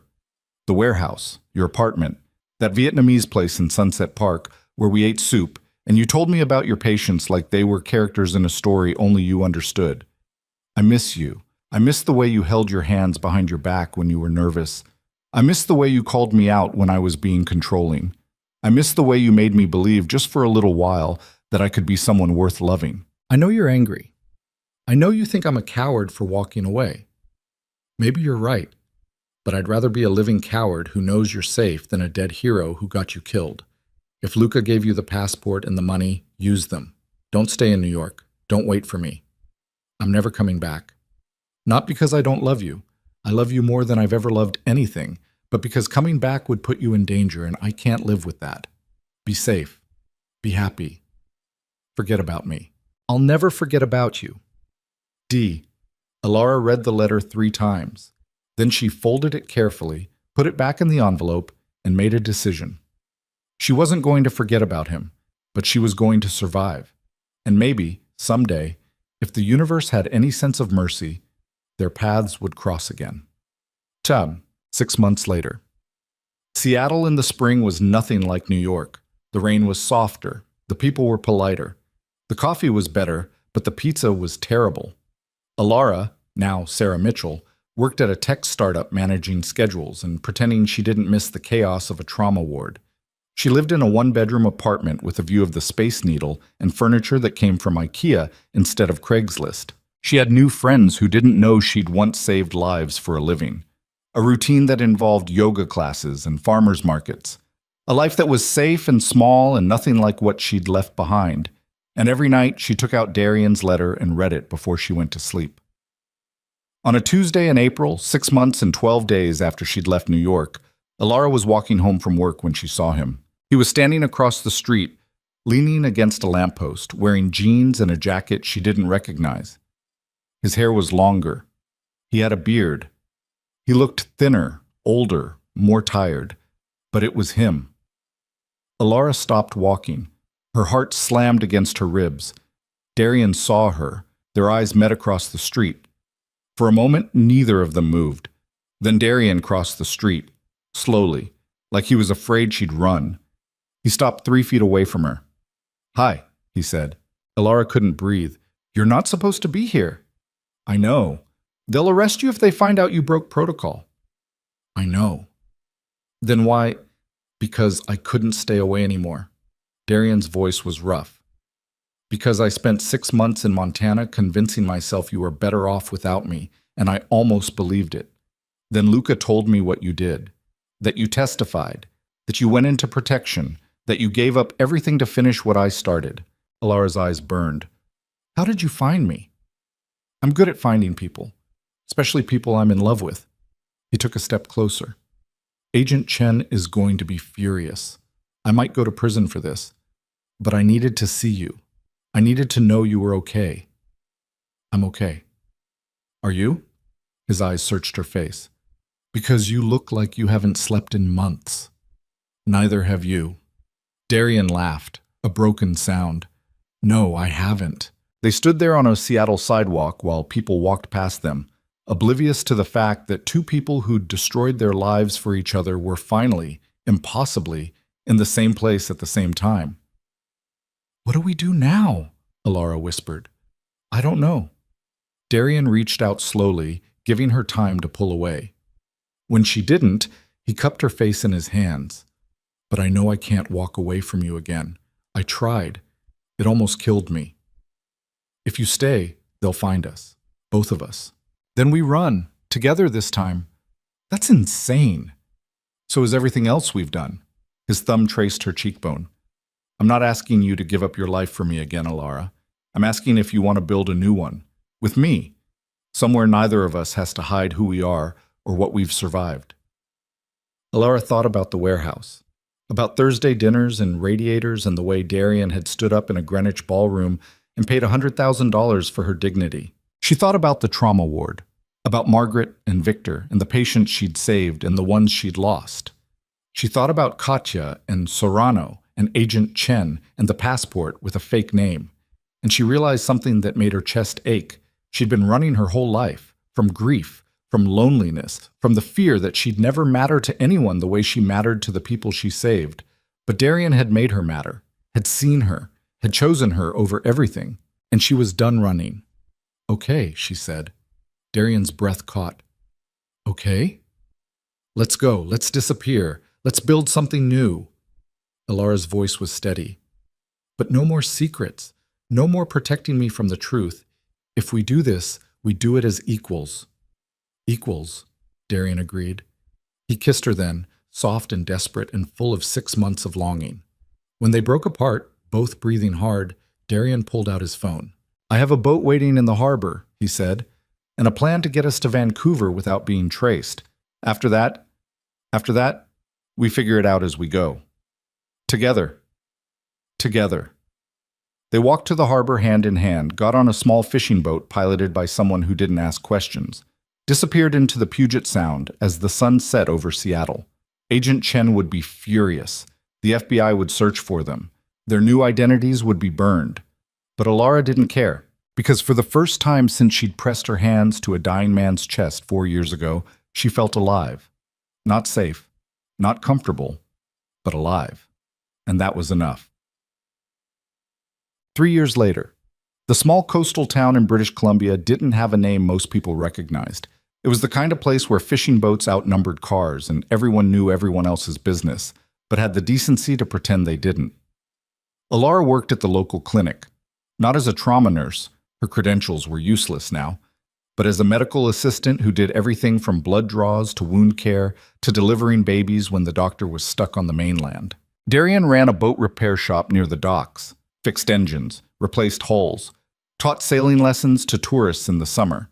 They lived in a small house with a view of the ocean and a dog named Pancake who'd wandered up to their porch one day and never left. They weren't married. Too much paperwork, too many questions, but they wore matching rings anyway. A quiet promise that needed no legal validation. On a Saturday in November, 3 years and 8 months after they'd disappeared, Alara came home from the clinic to find Darian on the porch with a letter in his hands. What is it? She asked. He handed it to her. The envelope was addressed to Sarah Mitchell. No return address. Inside was a single piece of paper. Miss Wren, I'm required to inform you that the investigation into Katya Volkov's European network has been closed. All threats have been neutralized. You are no longer in danger. I'm also required to inform you that breaking the terms of witness protection is a federal offense. However, given the unique circumstances of your case and the fact that you've caused no further issues in the past 3 years, we've decided not to pursue charges. Consider this your official release from protection. You're free to resume your life under your legal identity if you choose. For what it's worth, I hope you found what you were looking for. Agent Sarah Chen. Alara read the letter twice, then looked at Darian. We could go back, she said quietly, to New York, to our old lives. Do you want to? Alara looked around, at the ocean, at the small house, at the life they'd built from nothing but stubbornness and love. No, she said, I don't. Darian smiled. Good, because I like it here. Even though you're fixing boats instead of running an empire? Especially because I'm fixing boats. He pulled her into his arms. Turns out I'm much better at building things than destroying them. Who knew? Alara laughed and kissed him. They burned Agent Chen's letter in the fireplace that night and never spoke of it again. 5 years after that. The clinic was busier than usual. A fishing boat had capsized in rough water, and 3 men were being treated for hypothermia.